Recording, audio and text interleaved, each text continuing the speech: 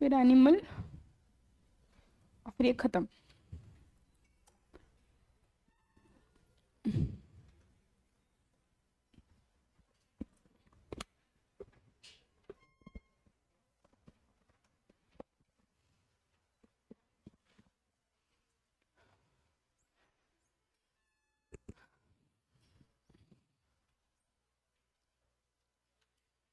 चलो यहाँ देखो, प्लांट्स को हम लोग क्या पढ़ रहे थे, आर एच विटेकर ने जो 5 किंगडम क्लासिफिकेशन दिया है वो, जिसमें से हम 3 कर चुके हैं।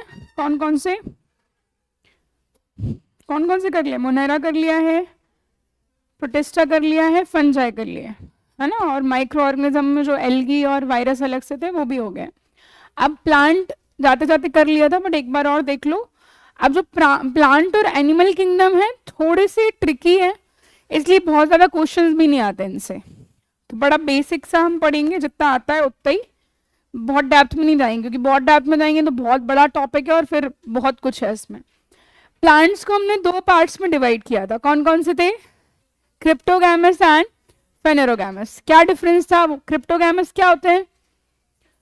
जिसमें सीड्स नहीं है, सीड्स नहीं है तो फ्लावर्स भी नहीं होंगे, और फ्लावर्स नहीं है तो फ्रूट भी नहीं होंगे। और फेनेरोगैमस मतलब सीड्स हैं, ठीक है। अब जो क्रिप्टोगैमस थे उनको कितने पार्ट में डिवाइड किया हमने? 3 पार्ट, एज इन इनके टाइप हैं, क्लास बोलेंगे हमको। ये पूरा हो गया किंगडम, ठीक है। फिर किंगडम के अंदर आपका प्लांट्स के लिए जो टर्म यूज होती है दैट इज डिवीजन, और आपके एनिमल्स के लिए जो टर्म यूज होती है वो फाइलम होती है, अभी वो बता रही हूँ मैं। तो यहाँ पे सबसे पहले हमने देखा क्या है? थैलोफाइटा।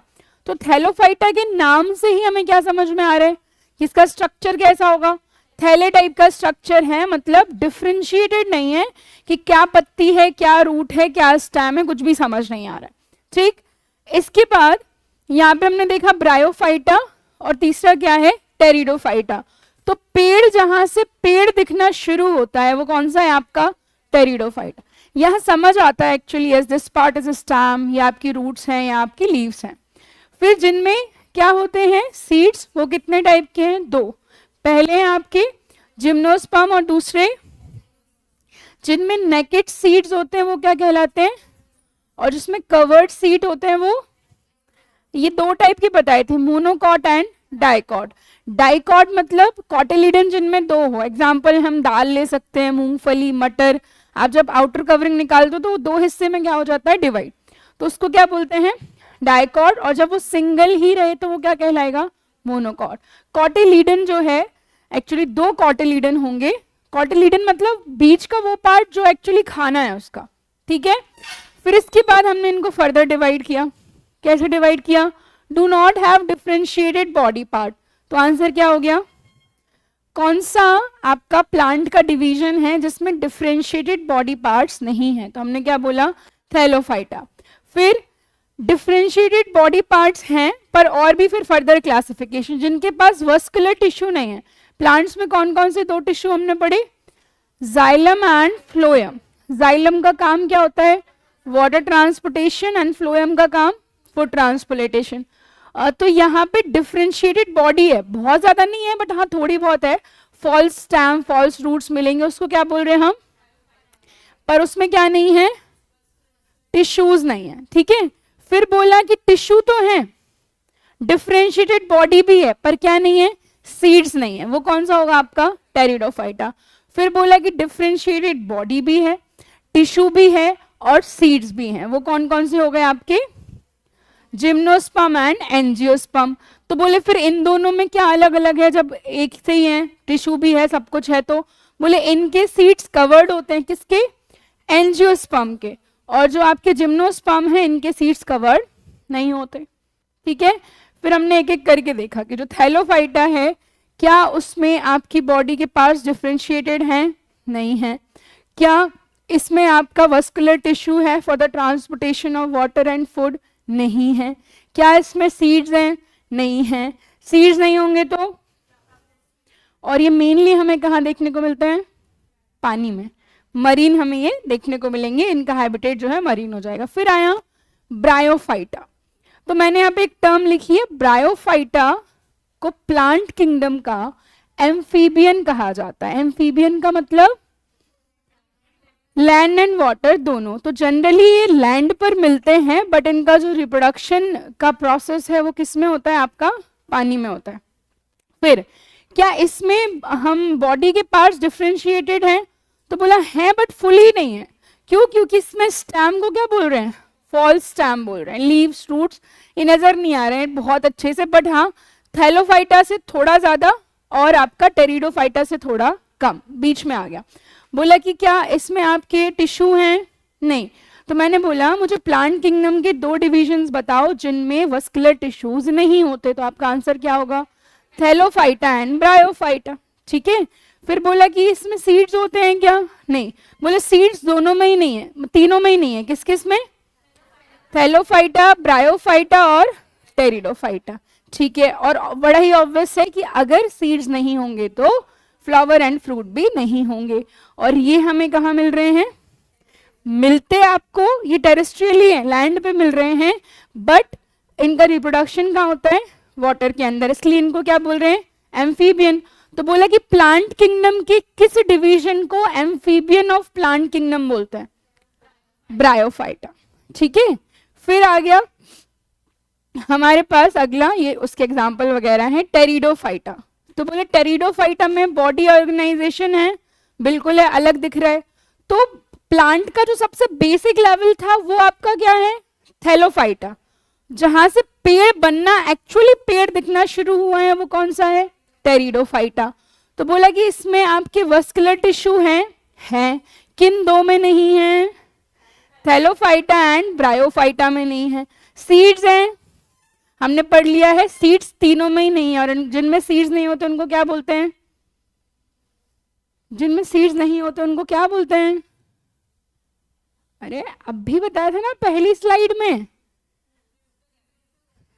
थैलोफाइटा, ब्रायोफाइटा, टेरिडोफाइटा किसके अंदर आ रहे हैं, क्रिप्टोगैमस, क्योंकि इनके पास क्या नहीं है, सीड्स नहीं है। और जिनके पास सीड्स होते हैं उनको क्या बोलते हैं, उसमें कौन कौन से आ रहे हैं, जिम्नोस्पर्म एंड एंजियोस्पर्म।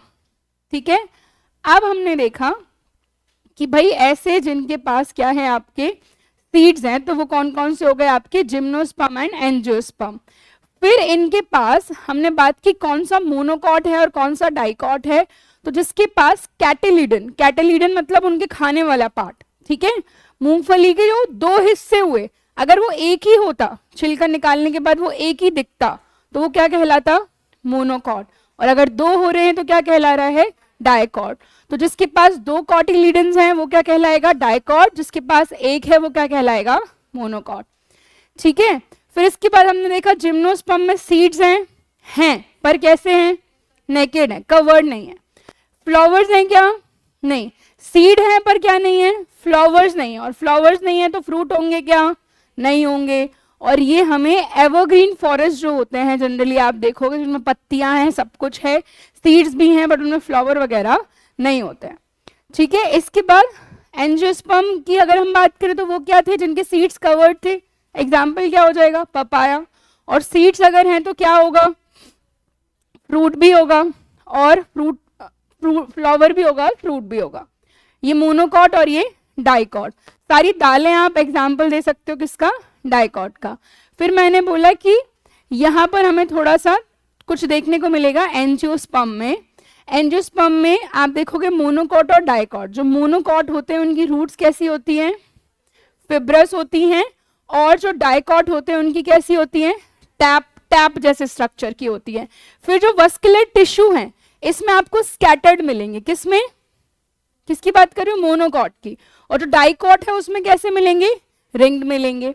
फिर जो पत्तियां हैं मोनोकॉट में कैसी हैं, मोनोकॉट में पैरेलल वेन टाइप की दिख रही है, और यहां पर आप देखोगे तो क्या है, ब्रांच है। फिर बोला गया कि इनके फूलों की बात कर ले, मोनोकॉट में जो पत्तियां होंगी, पैटल्स होंगी फ्लावर्स में, वो मल्टीपल ऑफ 3 होंगी, वेरस डाइकॉट में या तो 4 या फिर 5 के मल्टीपल होंगे। ठीक है। तो बस प्लांट किंगडम में इतना ही समझना है। तो हम देखें पॉसिबल क्वेश्चन क्या क्या बन रहा है। सबसे पहले हमने देखा कि, एक चीज और बता देती हूँ, रुक जाओ, इससे पहले जो क्लासिफिकेशन है वैसे तो हमने याद किया हुआ है, बट एक बार और देख लो ताकि भूलो नहीं।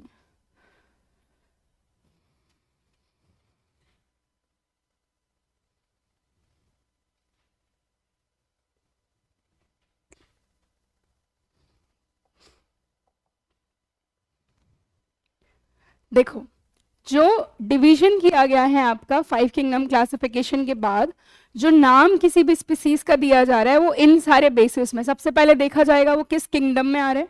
अब किंगडम में या तो फाइलम या डिवीजन, तो डिवीजन टर्म किसके लिए यूज होती है? प्लांट्स के लिए, ये याद रखेंगे। और जब एनिमल्स की बात करेंगे तो फाइलम, फिर उसके नीचे क्या आती है? क्लास, उसके नीचे ऑर्डर, उसके नीचे फैमिली, उसके नीचे और उसके नीचे। तो मैंने बोला कि भाई इसमें से किस लेवल पे सबसे ज्यादा सिमिलैरिटी देखने को मिलेगी हमें? ये सारे लेवल्स लिखे हुए हैं, ध्यान से क्वेश्चन समझो मैं क्या पूछ रही हूँ। ये सारे लेवल्स लिखे हुए हैं, इनमें से किस लेवल पर सबसे ज्यादा सिमिलैरिटी देखने मिलेगी? स्पीसीज लेवल पे मिलेगी। जैसे हम सब हो गए, ठीक है, होमोसेपियंस हो गए, हम एक स्पीसीज के अंदर आ रहे हैं, तो मतलब हमारे अंदर क्या है? सिमिलैरिटी है। बट आप थोड़ा सा और ऊपर जाओगे, जीनस, तो हो सकता है जीनस के अंदर मल्टीपल स्पीसीज देखने को मिल जाए। फैमिली के अंदर मल्टीपल जीनस देखने को मिलेंगे। ऑर्डर के अंदर मल्टीपल फैमिली।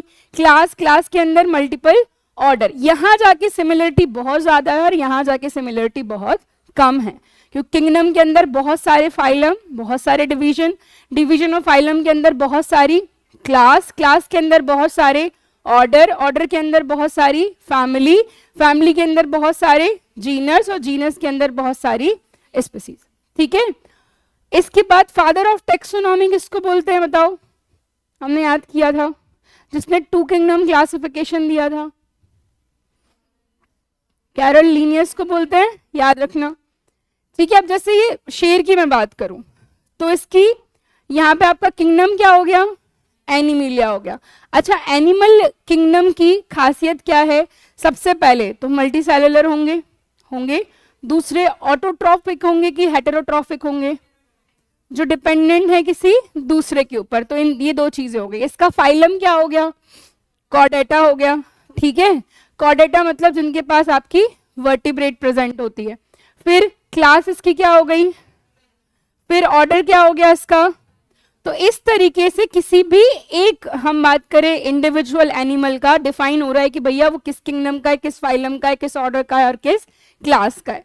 तो ये यहाँ पे जब नाम लिखा जाता है तो पहले आपका जीनस लिखा जाता है, फिर लिखी जाती है उसकी, ठीक है, आगे क्या लिखते हैं? जीनस।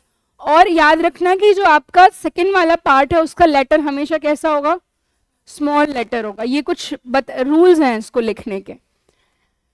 ठीक है, तो number of common character goes on decreasing. जब कब आ रहे हो आप? ऊपर जा रहे हो कि नीचे आ रहे हो? कॉमन कैरेक्टर डिक्रीज होंगे ऊपर जाने पे। मैंने बोला नीचे तो सबसे ज्यादा कॉमन है। Lower the taxa more the characteristic that the members with in the tax and share. मतलब हमें नीचे की तरफ सेम कैरेक्टर देखने को मिल जाएंगे। तो आपको ये याद रखना है कि जो आपका डिवीजन है वो सबसे पहले कहां से शुरू हो रहा है? किंगडम के बाद क्या है? फाइलम किसके लिए? और डिवीजन किसके लिए? प्लांट्स के लिए। फिर क्या है? फिर और फिर से बोलो, पहला, दूसरा फॉर एनिमल और डिवीजन फॉर प्लांट्स। फिर और फिर।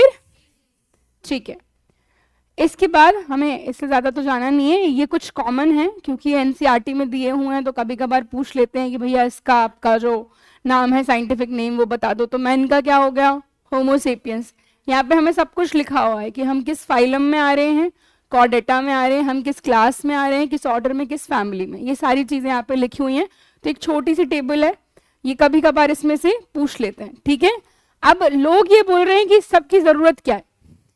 इतना बड़ा क्लासिफिकेशन कि उसका किंगडम भी बताया, क्लास भी बताई, ऑर्डर भी बताया, फाइलम भी बताया, सब कुछ बताया।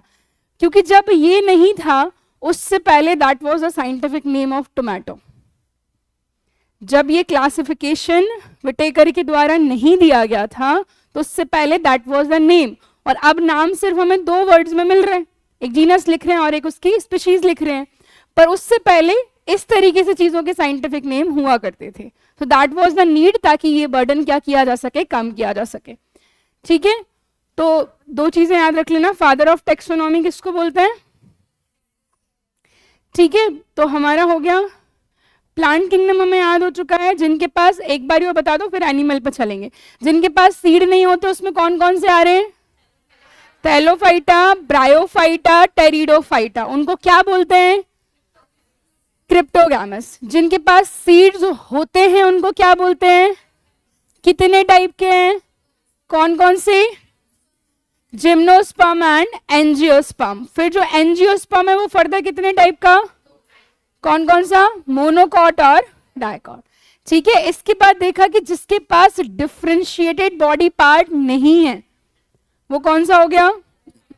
इसमें और क्या नहीं होता? इसमें कुछ भी नहीं होता, ना सीड्स हैं, ना टिश्यू है, ना बॉडी पार्ट, कुछ भी नहीं है, एकदम बेसिक लेवल पे है ये। ठीक है, जैसे हम खाना बना रहे हैं, सपोज हमें रोटी बनानी है, तो roti is a well developed form, but उससे पहले वो क्या है? गेहूं है सिर्फ। ठीक है, तो ये जो आपका थैलोफाइटा है, इसका मतलब आप गेहूं समझ लो। फिर उससे आटा बना, थोड़ा सा डिफरेंशिएट हुआ तो हम कहाँ आ गए? ब्रायोफाइटा। अब आटे से बनी रोटी, तो रोटी का एक्चुअल फॉर्म अब दिखा हमें, तो वो क्या हो गया आपका? टेरिडोफाइटा। जहां से प्लांट्स दिखना शुरू होते हैं वो कौन सा है, कौन सा डिवीजन है? टेरिडोफाइटा। ठीक है, फिर मैंने बोला जिसके पास थोड़ा बहुत डिफरेंशिएटेड तो है बट क्या नहीं है? वस्कुलर टिश्यू नहीं है, तो वो कौन कौन सा हो गया? ब्रायोफाइटा। तो वस्कुलर टिश्यू कौन से दो प्लांट डिवीजन के पास नहीं होते? Thallophyta and bryophyta. फिर बोला कि बॉडी पार्ट्स भी हैं और टिश्यू भी हैं, तो कौन सा हो गया? टेरिडोफाइटा। पर क्या नहीं कर रहा? सीड्स नहीं है इसके पास। फिर बोला कि भाई बॉडी पार्ट्स भी है, टिश्यू भी है और सीड्स भी आपके इसमें है, तो कौन से हो गए हमारे? दो। कौन कौन से? Gymnosperm and angiosperm. फिर बोला कि बॉडी पार्ट्स भी हैं, टिश्यू भी है, सीड्स भी है, बट सीड्स कवर्ड नहीं है, तो कौन सा हो गया? फिर बोला बॉडी पार्ट्स भी है, टिश्यू भी है, सीड्स भी, और सीड्स कवर्ड भी है, तो और फ्लावर भी है, तो जिम्नोस्पर्म में सीड तो है पर क्या नहीं है आपके? फ्लावर नहीं है। तो इससे हमें ये बात समझ में आई कि जिसके पास कवर्ड सीड्स होते हैं उसी के पास क्या होता है? फ्लावर होता है। जिसके पास कवर्ड सीड्स नहीं है उसके पास फ्लावर नहीं है, और जिसके पास फ्लावर होगा उसी के पास क्या होगा? फूड होगा। ठीक है, तो हमने ये याद कर लिया कि भैया थैलोफाइटा में ना तो बॉडी है, ना टिश्यू है, कुछ भी नहीं है। और थैलोफाइटा बेसिकली मेनली हमें कहाँ मिलेंगे? मरीन में मिलेंगे, पानी वाले इकोसिस्टम में। ब्रायोफाइटा को क्या बोलते हैं? तो प्लांट किंगडम के किस डिवीजन को एम्फीबियन ऑफ प्लांट किंगडम कहा जाता है? Answer is bryophyta. क्या इसमें डिफरेंशिएटेड बॉडी पार्ट्स हैं बट फॉल्स हैं। ठीक है, क्या इसमें वस्कुलर टिश्यू है? नहीं है, याद कर चुके हैं, दो में नहीं होते, किस किस में? थैलोफाइटा और ब्रायोफाइटा। क्या इसमें सीड्स हैं? नो। क्या इसमें फ्रूट है? नो। और इसका हैबिटेट क्या हो गया? पर इसका रिप्रोडक्शन कहाँ होता है? वाटर में, इसलिए एम्फीबियन बोल रहे हैं। फिर आगे ब्रायोफाइटा। क्या ये टेरिडोफाइटा, क्या डिफरेंशिएटेड बॉडी पार्ट्स हैं? यस। क्या टिश्यू है? यस। बॉडी पार्ट्स है तो टिश्यू होंगे, क्योंकि बॉडी के अलग अलग पार्ट्स तक ले जाने के लिए फिर आपको चाहिए ना टिश्यू खाना पानी के लिए, तो सिर्फ टिश्यू दो में नहीं है, थैलोफाइटा और ब्रायोफाइटा में। इसके बाद सीड्स हैं क्या? नो। हमने देख लिया जिनमें सीड्स नहीं होते वो तीन है, उनको क्या बोल रहे थे? क्या बोल रहे थे? क्रिप्टोगैमस, जिनमें सीड्स नहीं होते। क्या फ्रूट है? ऑब्वियसली जब सीड्स नहीं है तो फ्रूट कहाँ से आ जाएगा? और ये मेनली कहाँ मिलेंगे हमें? टेरेस्ट्रियल मिलेंगे। प्लांट जैसा प्लांट एक्चुअली यहाँ से उभरना शुरू हुआ है। इसके बाद जिनके पास सब कुछ है, ये जो चीजें मैंने बोली, टिश्यू भी है, बॉडी पार्ट्स भी है, सीड्स भी है, तो वो कौन कौन से हो गए आपके? फेनोरोगैमस, जिम्नोस्पर्म एंड एंजियोस्पर्म। बट एक ऐसा है जिसके सीड्स कवर्ड नहीं है, वो कौन सा है? जो और सीड्स कवर्ड नहीं होंगे तो ना तो फ्लावर होगा ना ही फ्रूट होगा, तो वो कौन सा हो गया? जिम्नोस्पर्म। जिसके सीड्स कवर्ड हैं तो उसमें फ्लावर भी होगा, फ्रूट भी होगा, वो कौन सा हो गया? बस इतना ही तुम्हें याद रखना है प्लांट किंगडम से, और कुछ भी याद नहीं रखना। ठीक है, ये मोनोकॉट और डाइकॉट, जिसके पास कॉटिलिडन एक होगा वो मोनोकॉट, और जिसके पास दो होंगे कॉटिलिडन। समझ गए क्या है? उसका एक्चुअल जो पार्ट है, मैंने बोला कि मटर से याद रखो आप, मटर का एक दाना लो, एक हल्की सी कवरिंग होती है, वो कवरिंग कुछ नहीं है, थोड़ा बहुत फाइबर है, बट एक्चुअल में जो मटर का जो पार्ट, हमारा खाने वाला जो पार्ट है, जहीं वहां से अगर उसको आप डालोगे ना जमीन में तो वो दूसरे मटर का पौधा निकल आएगा। तो उस पार्ट को हम क्या बोल रहे हैं, कॉटिलीडन। तो जिसमें एक होता है वो क्या कहलाएगा, मोनोकॉट, और जिसमें दो होंगे वो क्या कहलाएगा, डायकॉट। तो इनको अगर अपने हिसाब से माइंड मैप की तरह बनाना है तो फटाफट से बना लो, क्योंकि नोट्स से पढ़ने से, क्योंकि नोट्स में थोड़ा ज़्यादा है और इतना रिक्वायर्ड नहीं है इन टॉपिक्स के लिए, तो ये माइंड मैप के तौर पर फटाफट से इनको 5 मिनट में नोट डाउन कर लो।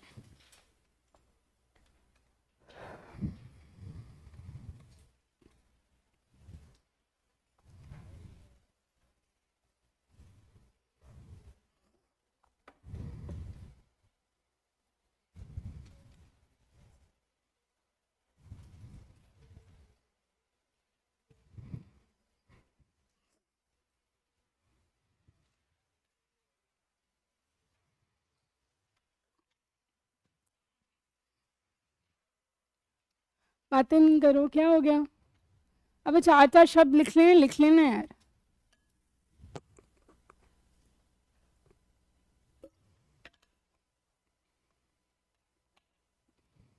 ये थोड़ा इजी रहेगा याद करने में। लिख लेना, कॉपी नहीं लाए? क्यों? कोचिंग आए हैं, याद था? कॉपी किताब कुछ भी नहीं है तो लिख लेना कहीं। और जस्ट मेक श्योर कि जो भी हम अपनी कॉपी में लिख रहे हैं वो हमें आता हो। नहीं आता है तो पूछ लेना, कोई भी चीज जो नहीं समझ आ रही हो।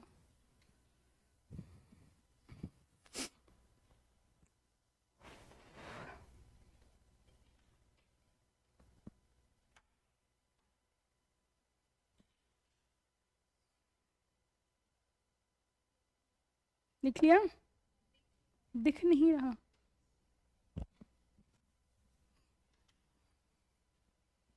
बातें नहीं करो यार, क्या है, क्या हो गया?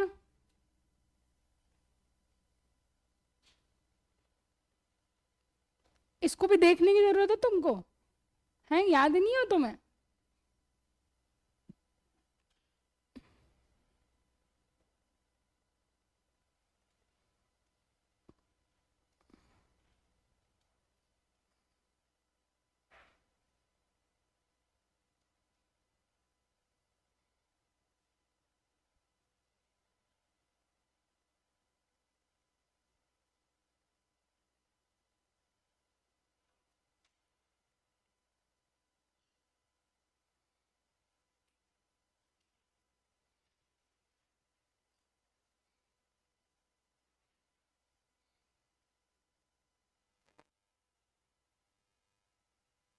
हो गया? कर दूं स्लाइड चेंज?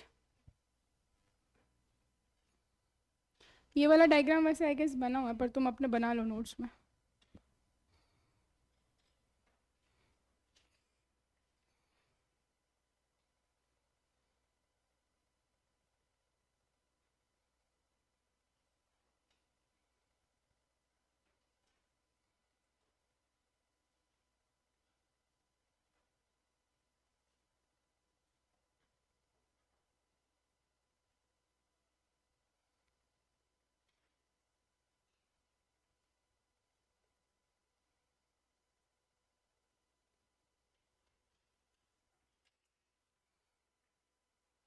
हो गया?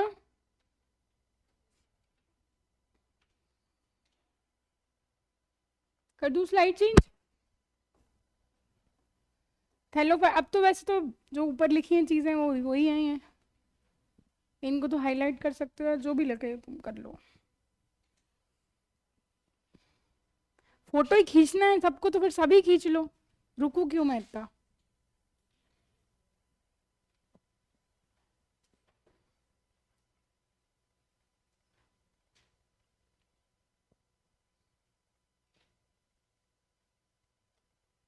यहीं से आएगा क्वेश्चन, जिससे ना केस आया तो। ये टॉपिक थोड़े कम ही पूछे जाते हैं। और ये जनता क्यों इतनी कम है? हो गए ना त्योहार तो सारे खत्म, अब क्यों नहीं आ रहे? होली में तो अभी टाइम है ना यार। कुछ चले गए कि आए ही इतने थे? हो गया? यही छोटे छोटे टॉपिक जब परेशान करेंगे ना एग्जाम में तब पता चलेगा। ये समझ में नहीं आता है प्लांट किंगडम एक बार में पढ़ने में?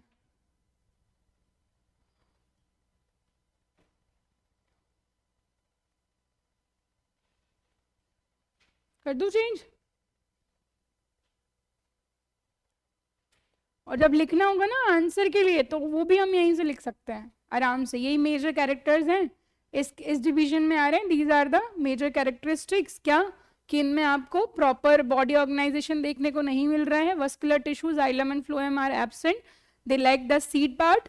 और सीड नहीं है तो ऑब्वियसली क्या नहीं होगा हमारे पास, फ्लावर एंड फ्रूट भी नहीं होंगे। और इनका हैबिटेट हमें मेजरली देखने को मिल रहा है terrestrial, but the reproduction process takes place in the water. ठीक है, next is pteridophyta. Body organisation और टिश्यू आ गया है, बाकी सब वैसे ही है।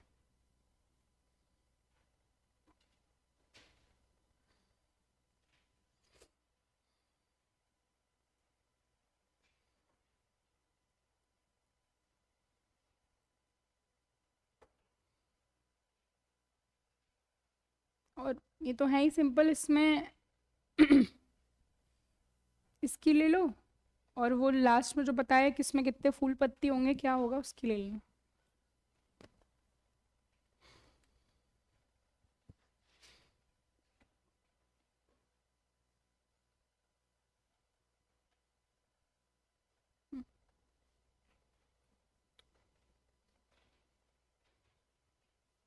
ठीक है, चलो नेक्स्ट इज किंगडम एनिमिलिया।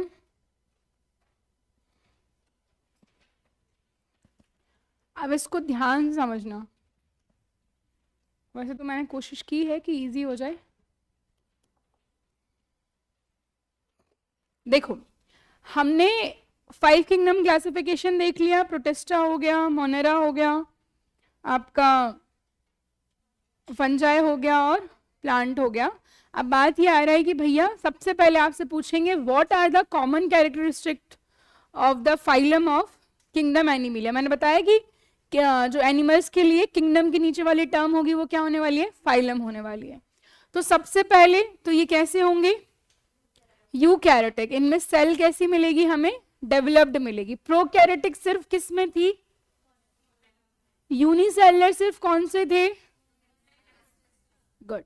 इसके बाद बॉडी ऑर्गेनाइजेशन की अगर हम बात करें तो कैसे होंगे, मल्टी सेलुलर, मल्टीपल सेल्स से मिलके बने होंगे। क्या एनिमल्स में सेल वॉल होती है, नहीं होती। क्या ये ऑटोट्रॉफिक मोड में जाएंगे, नहीं। सारे ही एनिमल्स डिपेंडेंट होते हैं आपके किसी और पे, तो उसको हम क्या बोलते हैं, हेटेरोट्रॉफिक। अच्छा मुझे बताओ, एनिमल और प्लांट के बीच का हमने एक ट्रांजिशन पढ़ा था जिसका नाम क्या था, जो दोनों ही कैरेक्टर शो कर रहा था, अभी सैटरडे को ही तो पढ़ा था, प्रोटिस्टा में नहीं पढ़ा, अमीवा कैसे, यूगिलिना नहीं पढ़ा कि वैसे वो ऑटोट्रॉफिक है बट अगर लाइट नहीं है तो वो खाना बना रहा है, मतलब हेटेरोट्रॉफिक हो जाता है, वैसे वो खुद बनाता है। सेल वॉल नहीं होती, एनिमल वाला कैरेक्टर हो गया, बट फोटोसिंथेसिस कर रहा है प्लांट वाला कैरेक्टर, लिखा था साफ साफ। तो मुझे बताओ कि एनिमल किंगडम के 4 कैरेक्टर क्या हैं। सबसे पहला, ये कैसे, इनमें सेल कैसी होगी, प्रोकैरियोटिक। ये कैसे होंगे, मल्टी सेलुलर। क्या एनिमल्स में सेल वॉल होती है, नहीं।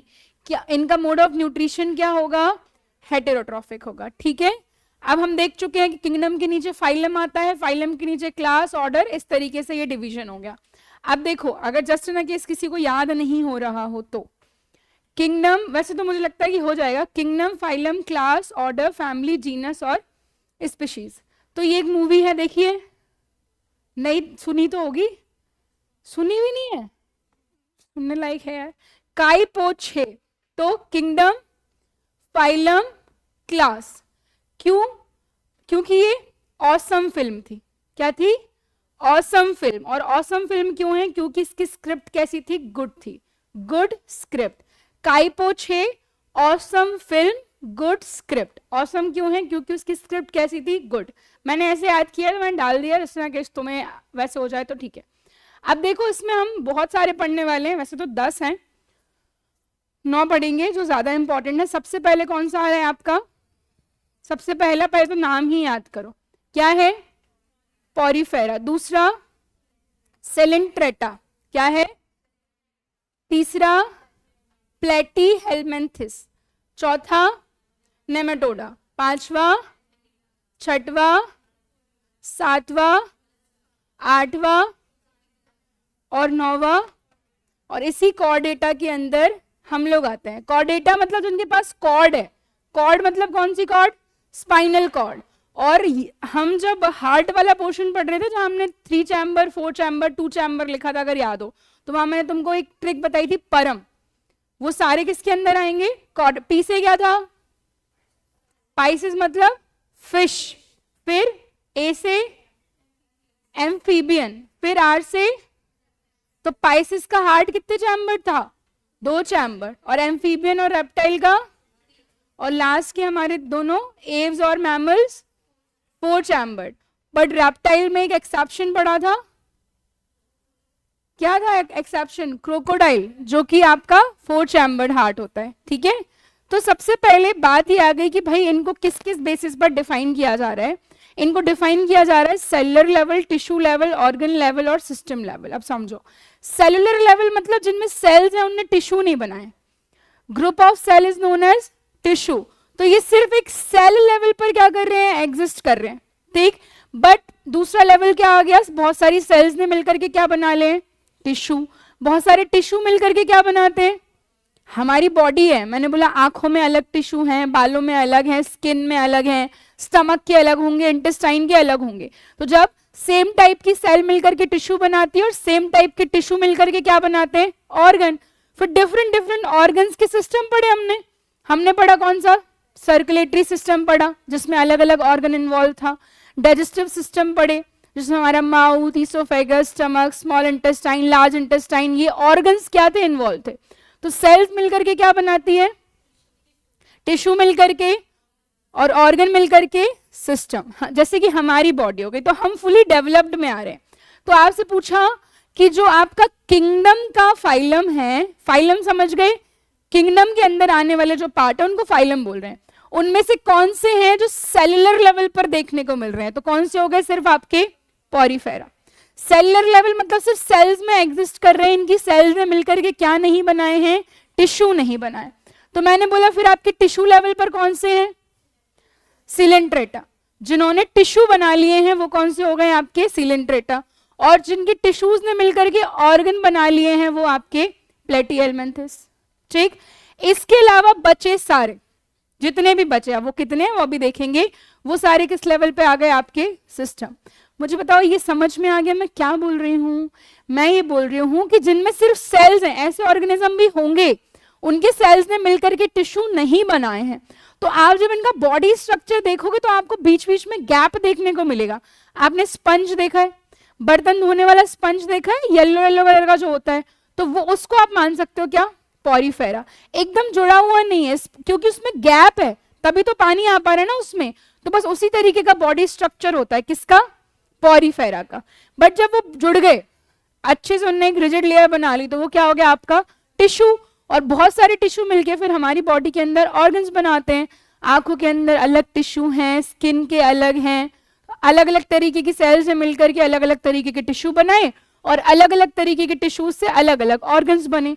ऑर्गन मिलकर के क्या बना रहे हैं, सिस्टम। हमने नर्वस सिस्टम पढ़ा था जिसमें हमारी स्पाइन एक ऑर्गन, ब्रेन एक ऑर्गन ये इन्वॉल्व है। फिर हमने रेस्पिरेटरी पढ़ा था जिसमें हमारे लंग्स इन्वॉल्व थे। हमने सर्कुलेटरी पढ़ा था, लंग्स थे, हार्ट था, वेन्स थी, आर्टरीज थी, तो ये ऑर्गन हुए ना। हमने डाइजेस्टिव सिस्टम पढ़ा। तो जब ऑर्गन्स मिलकर के एक पर्टिकुलर फंक्शन परफॉर्म कर रहे हैं तो उसको क्या बोलते हैं हम, सिस्टम। तो आपसे पूछेंगे कि भैया आपका जो किंगडम एनिमिलिया है उसमें से कौन सा फाइलम सेलुलर लेवल पर एग्जिस्ट करता है, क्या आंसर हुआ, कौन सा फाइलम टिश्यू लेवल पर एग्जिस्ट करता है। ठीक है, फिर इसके बाद कौन सा फाइलम ऑर्गन लेवल पर, मतलब वहां की सेल्स ने टिश्यू, टिश्यू से ऑर्गन भी आ गया उसके अंदर, वो कौन सा हो गया, प्लेटीहेल्मिन्थेस हो गया। और इसके अलावा बचे सारे किसमें हो गए, आपके सिस्टम लेवल पे हो गए। ठीक है, इसके बाद दूसरा डिवीजन, इनमें और क्या देखा जाएगा, इनमें देखा जाएगा सिमेट्री। मैथ्स अगर पढ़ा होगा तुमने, सिमेट्री एक चैप्टर पढ़ा होगा। सिमेट्री मतलब एसिमेट्रिकल और सिमेट्रिकल। सिमेट्रिकल मतलब एक साथ दिखने वाला, और एसिमेट्रिकल मतलब कहीं से अलग, कहीं से अलग, कहीं से अलग। तो मैंने बोला कि आपने बीच में से एक लाइन ड्रॉ की तो उसके दो बराबर हिस्से हुए, तो उसको क्या बोलेंगे? सिमेट्रिक। आपने लाइन ड्रॉ की बट बराबर हिस्सा नहीं है, दोनों हिस्से अलग अलग हैं, तो वो कैसा हुआ? एसिमेट्रिक। तो इनमें से हम देखेंगे कौन से सिमेट्रिक है और कौन से एसिमेट्रिक। जैसे हम पीछे देख के आए ना, हमने प्लांट किंगडम में क्या देखा? सबसे पहले देखा कि किसके पास बॉडी ऑर्गेनाइजेशन नहीं है, तो उसमें 2 आ रहे थे। फिर हमने देखा किसके पास टिश्यू नहीं है, उसमें 2 आ रहे थे। फिर देखा कि किसमें सीड्स नहीं है, उसमें 3 आ रहे थे। फिर किसमें सीड्स है, उसमें 2 आ रहे थे। किसमें फ्लावर है, उसमें 1 आ रहा था। वैसे ही यहाँ पे कि हमने पहले देख लिया सेल सिर्फ सेल लेवल पे जो एग्जिस्ट कर रहे हैं वो कौन है, टिश्यू लेवल पे कौन है, ऑर्गन लेवल पे कौन है, सिस्टम लेवल पे कौन है। फिर हमने देखा कि जो सिमेट्रिक है वो और एसिमेट्रिक है वो। तो जैसे मैंने बोला कि ये देखो एक मक्खी है, इसको आपने बीच से डिवाइड किया, क्या 2 इक्वल पार्ट्स में डिवाइड हो गई? यस। ये जो स्टार फिश होती है, इसको जब डिवाइड कर रहे हैं सारे 5 पार्ट इक्वल हुए, बट वो क्या कहलाती है? रेडियल। 2 पार्ट हुए तो बायलेटरल, ज्यादा पार्ट हुए ये क्योंकि सर्कुलर था तो रेडियल। और ये कैसा हो गया? तुम कहीं से भी लाइन खींचो, कितने भी पार्ट में डिवाइड करो, पर कोई भी हिस्सा बराबर नहीं होगा। ठीक है, ये हो गई एसिमेट्री। तो फिर बोला कि भैया एसिमेट्रिकल लेवल पे कौन से हैं ये बताओ। एसिमेट्रिकल लेवल पे सिर्फ कौन से आ रहे हैं? पॉरीफेरा। फिर रेडियल सिमेट्रिकल, रेडियल कौन सी थी? स्टारफिश वाली। कौन कौन से आ रहे हैं आपके? सिलेंट्रेटा और, ठीक है, सिलेंट्रेटा को नाइडीरिया भी बोलते हैं, अब याद करें। फिर बोला कि भैया बायलैटरल, बायलैटरल मतलब 2 इक्वल पार्ट्स। तो फिर प्लेटीहेल्मिन्थेस से लेकर के आपके जो कॉर्डेटा तक के सारे हैं वो किस में आ रहे हैं? जैसे कि हम भी हो गए, कॉर्डेटा में आए हम लोग। हमारी बॉडी को भी अगर आप 2 पार्ट में डिवाइड करोगे तो इक्वल दिखेगी। इसके बाद आता है इसका जर्मिनल लेयर या एम्ब्रियोनिक लेयर। अब ये समझना एम्ब्रियो क्या होता है। तो देखो, जब आपके 23 क्रोमोसोम्स मदर एग में थे और 23 क्रोमोसोम आपके फादर स्पर्म में थे, ये फ्यूज हुए तो क्या बनता है आपका? जाइगोट बनता है। और जाइगोट ही थोड़ा सा जब आपका ग्रो करता है तो क्या बनता है? एम्ब्रियो। एम्ब्रियोनिक स्टेज में कितनी लेयर है इनके पास, उसके बेसिस पर डिवीजन किया जा रहा है। तो जिनके पास 2 लेयर हैं सिर्फ, कौन कौन सी? अंदर वाली लेयर को क्या बोल रहे हैं? एंडोडर्म। और बाहर वाली लेयर को क्या बोल रहे हैं? तो जिनके पास 2 लेयर हैं, ये तो बस बीच की कैविटी है, ये लेयर नहीं है, तो उसको क्या बोल रहे हैं? डिप्लोब्लास्टिक। क्या बोल रहे हैं? जिनके एम्ब्रियो समझ गए क्या है? तो एम्ब्रियोनिक स्टेज में उस एम्ब्रियो के ऊपर कितनी लेयर चढ़ी हुई है। तो अगर 2 लेयर है तो वो क्या कहलाएगा? डिप्लोब्लास्टिक। और अगर 3 लेयर कौन कौन सी हो गई आपकी सबसे अंदर? एंडोडर्म, मीजोडर्म और एक्टोडर्म, तो वो क्या कहलाएगा? ट्रिप्लोब्लास्टिक। तो आपसे वही पूछ लेंगे कि भैया बताओ कौन कौन से हैं जिसमें आपका ये जो है डिप्लोब्लास्टिक या ट्रिप्लोब्लास्टिक है, तो वो भी देख रहे हैं। इसके बाद एक टर्म और मिलेगी, इसको क्या बोल रहे हैं? सीलोम। क्या बोल रहे हैं? सीलोम। अब सीलोम क्या होता है कि भाई यहाँ पे जैसे मैंने बोला, सीलोम मतलब समझो बॉडी का खाली पार्ट। क्योंकि जब एम्ब्रियोनिक स्टेज में कोई बच्चा होगा तो अभी उसकी बॉडी में ना तो लिवर बना है, ना हार्ट बना है, अंदर के कोई ऑर्गन नहीं बने, तो उसकी बॉडी में स्पेस बनेगा पहले। कुछ भी मैंने बोला क्लास में टेबल बेंच ये सब रखनी है तो पहले आपको स्पेस बनाना पड़ेगा ना। तो एम्ब्रियोनिक स्टेज में उसकी बॉडी पे क्या बनेगा? एक स्पेस बनेगा, बॉडी कैविटी। बॉडी में ऑर्गन डालने से पहले आपको बॉडी की कैविटी बनानी पड़ेगी, उसको क्या बोल रहे हैं हम लोग? सीलोम बोल रहे हैं। तो जिसमें सीलोम होगा और जिसमें सीलोम नहीं होगा उसके बेसिस पे फिर फर्दर डिवीजन होगा। तो सीलोम, फिर दूसरा क्या बोल रहे हैं? सूडो। सूडो मतलब देखो थोड़ा है थोड़ा नहीं है तो उससे काम हमारा नहीं चल पाएगा, और जिनमें बिल्कुल भी नहीं है तो जिनमें है वो क्या कहलाएंगे? सेलोमेट। जिनमें सूडो है वो सूडो सीलोमेट, और जिसमें है ही नहीं वो क्या कहलाएगा? सीलोम। समझ गए क्या है? बॉडी कैविटी, कि भैया बॉडी के ऑर्गन डेवलप होंगे बनेंगे उससे पहले आप स्पेस तो बनाओ, तो वो स्पेस ही क्या कहला रहा है आपका? सीलोम कहला रहा है।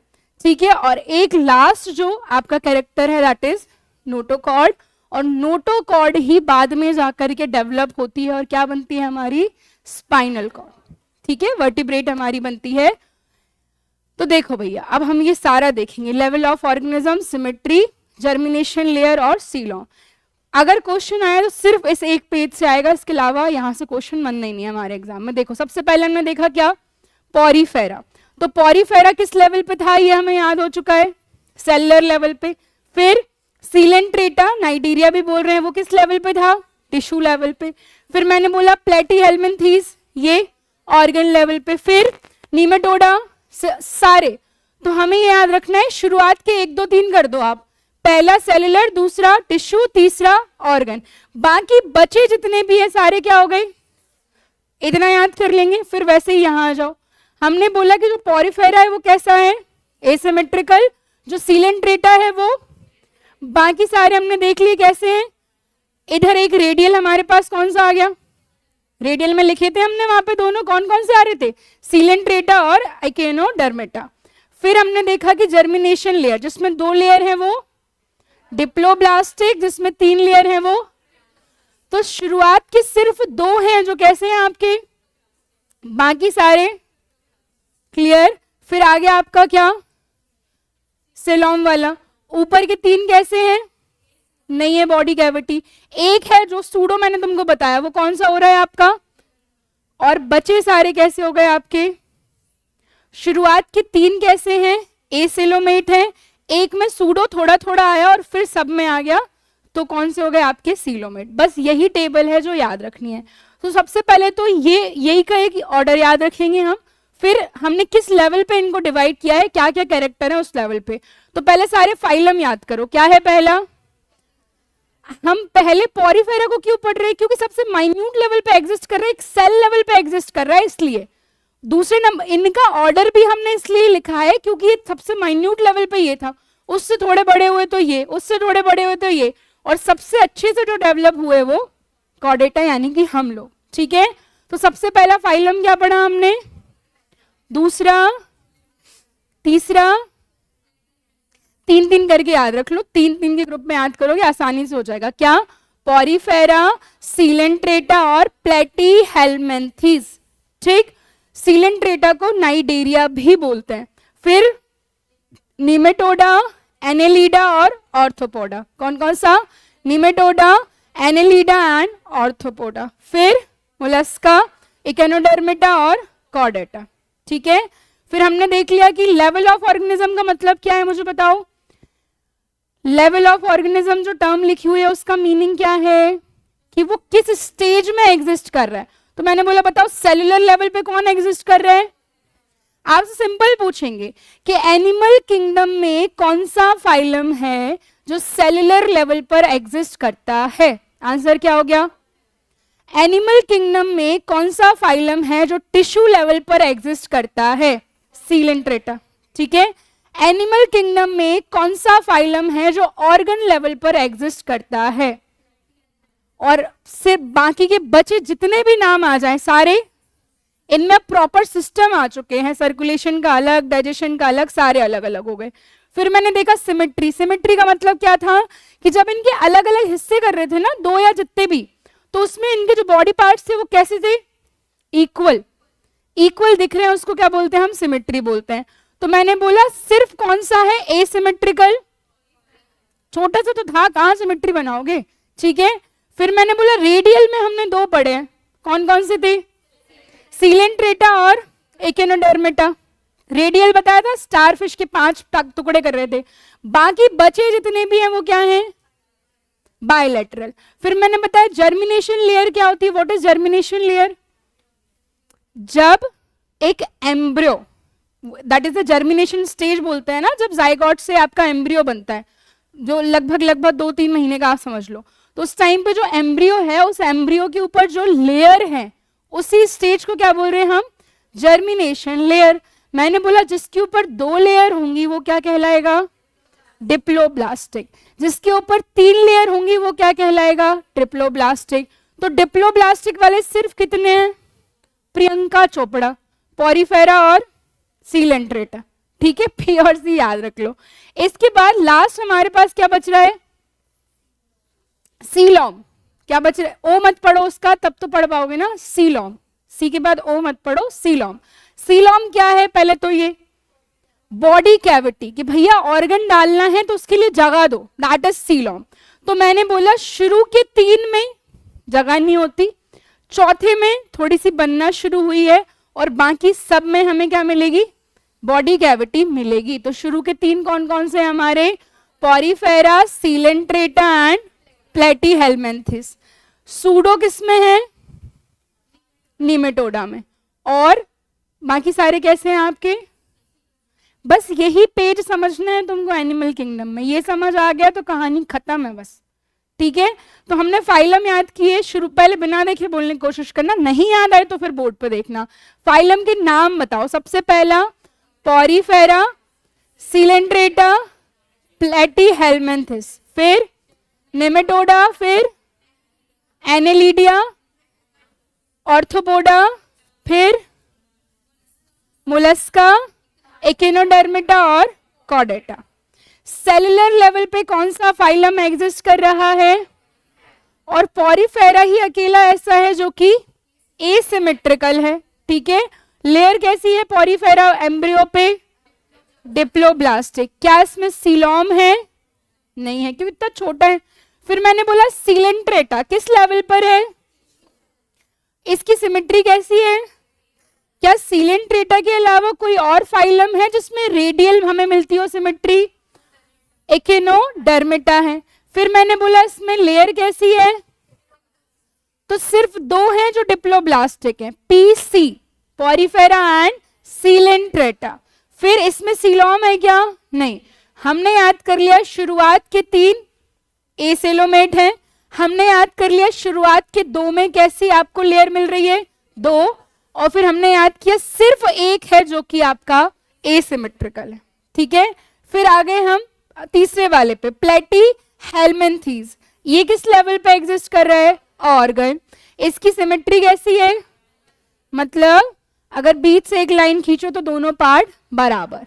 फिर इसकी लेयर कैसी है, अब जितने भी आएंगे सबकी लेयर कैसी, अब जितने भी आएंगे सबकी सिमेट्री कैसी, सिर्फ रेडियल हमें याद रखना है। पॉरीफेरा तो याद हो गया कि एसिमेट्रिकल है, रेडियल हमें 2 नाम रख लेने हैं, कौन कौन से हैं, सीलेंट्रेटा और एकिनोडर्मिटा। ये रेडियल याद हो गए तो बाकी सारे कैसे हो जाएंगे, बायलैटरल हो जाएंगे। जर्मिनेशन लेयर, शुरू के 2 डिप्लोब्लास्टिक, सारे ट्रिप्लोब्लास्टिक। सीलोम, शुरुआत के 3 एसिलोमेट, चौथे नंबर का, और बाकी सारे बॉडी कैविटी होगी, ठीक है। बस अब इसको बना लो, इस टेबल को अब लिखना है सबको, फोटो कोई नहीं खींचेगा, लिखो चलो। बनाओगे लिखोगे तो याद होगा, फोटो घर जाके देखोगे भी नहीं, मोबाइल उठाओगे फोटो देखने, पता नहीं किसकी फोटो देखोगे फिर। ये टेबल बहुत मेहनत से बनाई, देखो इसको याद कर लोगे ना तो खत्म हो जाएगा। लोगों को याद नहीं होता है एनिमल किंगडम, बता रही हूं मैं तुमको। मना किया ना रे देखो फोटो खींचे, लिख चल। हाथ घिस जाते हैं कि लिखने, इसलिए तुम्हारी हाइट छोटी होती जा रही है रोज थोड़ी थोड़ी।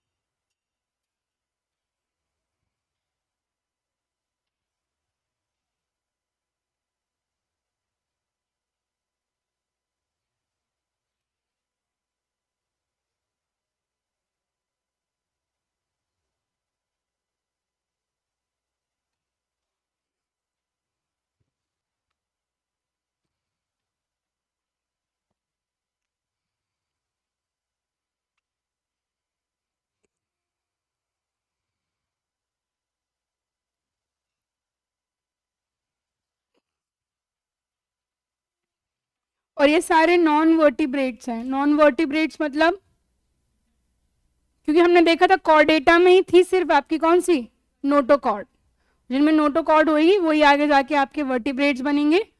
और वर्टिब्रल कॉलम क्या था, स्पाइनल कॉर्ड को प्रोटेक्ट करने वाला जो बोन्स का ग्रुप था दैट वाज वर्टिब्रल कॉलम।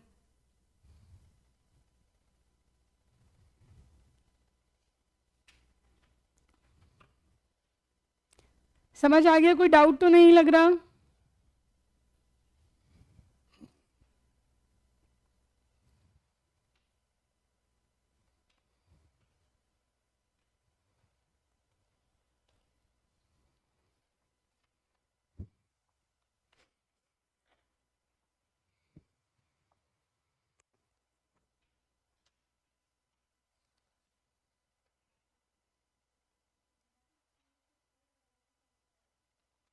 जो ये वाले याद रख ले, बस छोड़ दे सर।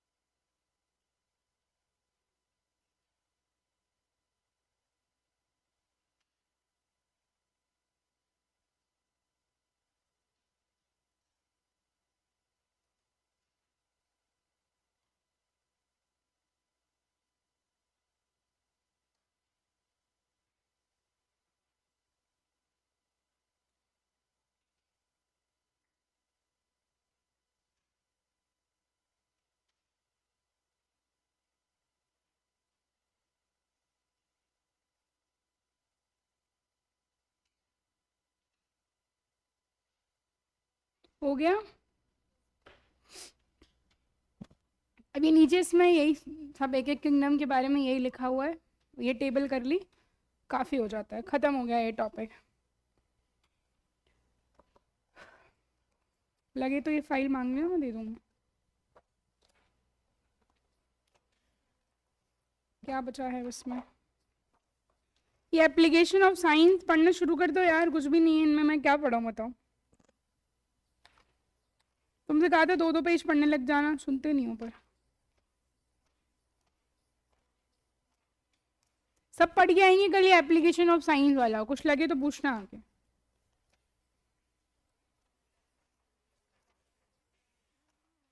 अब इस वाले में बचता है हमारे पास organic farming, classification of animal हो गया है, माइक्रो ऑर्गेनिज्म भी हो गया।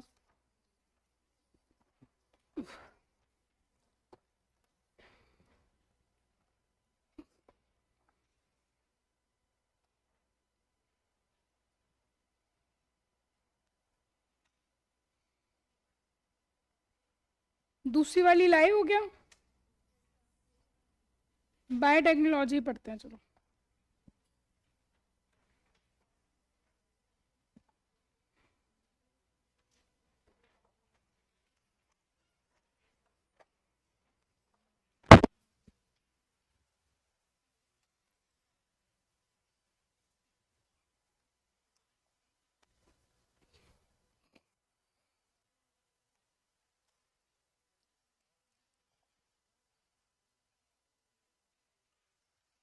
बायो मतलब, बायो जो टर्म होती है किससे एसोसिएटेड है? लिविंग ऑर्गेनिज्म मतलब बायो, और टेक्नोलॉजी हम सब समझते हैं।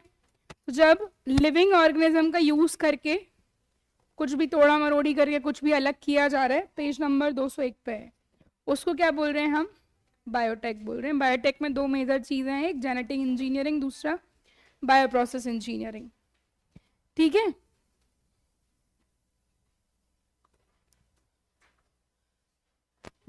यहाँ देखो मिल गया सबको। पहले डेफिनेशन देख लेते हैं हम, क्या बोल रही है डेफिनेशन? डेफिनेशन बोल रही है बायोटेक्नोलॉजी दो वर्ड से मिलकर के बना है। बायो मतलब हम पूरी बायोलॉजी पढ़ते हैं, बायोलॉजी मतलब स्टडी ऑफ लिविंग्स ना, तो जहाँ पे लिविंग ऑर्गेनिज्म या बायोलॉजिकल प्रोसेस हो, जैसे सेल्स, माइक्रो ऑर्गेनिज्म, डीएनए या एंजाइम्स वगैरह, और टेक्नोलॉजी इससे हम किसी भी प्रॉब्लम का सोल्यूशन निकाल रहे हैं। ऐसा कोई प्लांट है जो बार बार जरा सा भी उस पर किसी भी हम बोले पेस्टिसाइड का इम्पैक्ट आया, मतलब किसी भी पेस्ट का इम्पैक्ट आया और वो खराब हो जाता है, खत्म हो जाती है, तो फिर जरूरी है कि उसमें कुछ ऐसी जीन इंसर्ट की जाए ताकि वो क्या हो जाए? पेस्ट रेजिस्टेंट हो जाए, किसी भी तरीके के कीड़े मकोड़े उस पर आए उसको इतना इम्पैक्ट ना हो। ये क्या हो जाएगा? आपका एक पार्ट हो जाएगा बायोटेक्नोलॉजी का। ठीक है, यूएसए का नेशनल साइंस फाउंडेशन एक डेफिनेशन देता है। क्या डेफिनेशन दे रहा है? बायोटेक्नोलॉजी का मतलब है बायोलॉजिकल एजेंट्स। बायोलॉजिकल एजेंट्स में या तो माइक्रो ऑर्गेनिज्म आ जाएंगे जो हम पढ़ के आए हैं, या फिर सेल के पार्ट। सेल का पार्ट मतलब डीएनए, यहाँ पे जो इन्वॉल्व होगा वो कौन होगा? डीएनए को control use for beneficial purpose. ये डेफिनेशन कौन दे रहा है? यूएस का नेशनल साइंस फाउंडेशन। सिंपली अगर डेफिनेशन आ जाए what is the definition of biotechnology according to this, तो हम लिखेंगे क्या कि भैया बायोटेक्नोलॉजी बायोलॉजिकल एजेंट्स को इस तरीके से यूज करना ताकि उनको कंट्रोल वे में बेनिफिशियल यूज के लिए क्या किया जाए? तोड़ा या जोड़ा जाए। कंट्रोल मतलब लैब या इंडस्ट्री में ऐसी कंडीशन हो, और बायोलॉजिकल एजेंट्स मतलब लिविंग चीजें आ जाते हैं, बहुत छोटे छोटे माइक्रो ऑर्गेनिज्म, हमारा बैक्टीरिया, फंजाई, ये सब हो गए। ठीक है, सेलुलर में सेल के पार्ट्स, मेनली क्या आएगा यहाँ पे? डीएनए आएगा। ठीक है, बायोटेक्नोलॉजी में बायोकेमिस्ट्री, माइक्रोबायोलॉजी और इंजीनियरिंग का कंबाइन यूज होता है। तो बायोटेक्नोलॉजी में किस किस का यूज हो रहा है? बायोकेमिस्ट्री, माइक्रोबायोलॉजी और इंजीनियरिंग। तो बायोकेमिस्ट्री क्या होती है? लिविंग ऑर्गेनिज्म के अंदर होने वाली सारी जो केमिकल प्रोसेस है उसको क्या बोलेंगे? जैसे हम मेटाबॉलिक में पढ़ रहे थे, ग्लूकोज टूट रहा था, सेलुलर रेस्पिरेशन हो रहा था, कहीं ना कहीं कुछ केमिकल टूट रहा था, कुछ केमिकल बन रहा था। तो लिविंग ऑर्गेनिज्म के अंदर होने वाली केमिकल रिएक्शन की स्टडी क्या कहलाती है? बायोकेमिस्ट्री कहलाती है।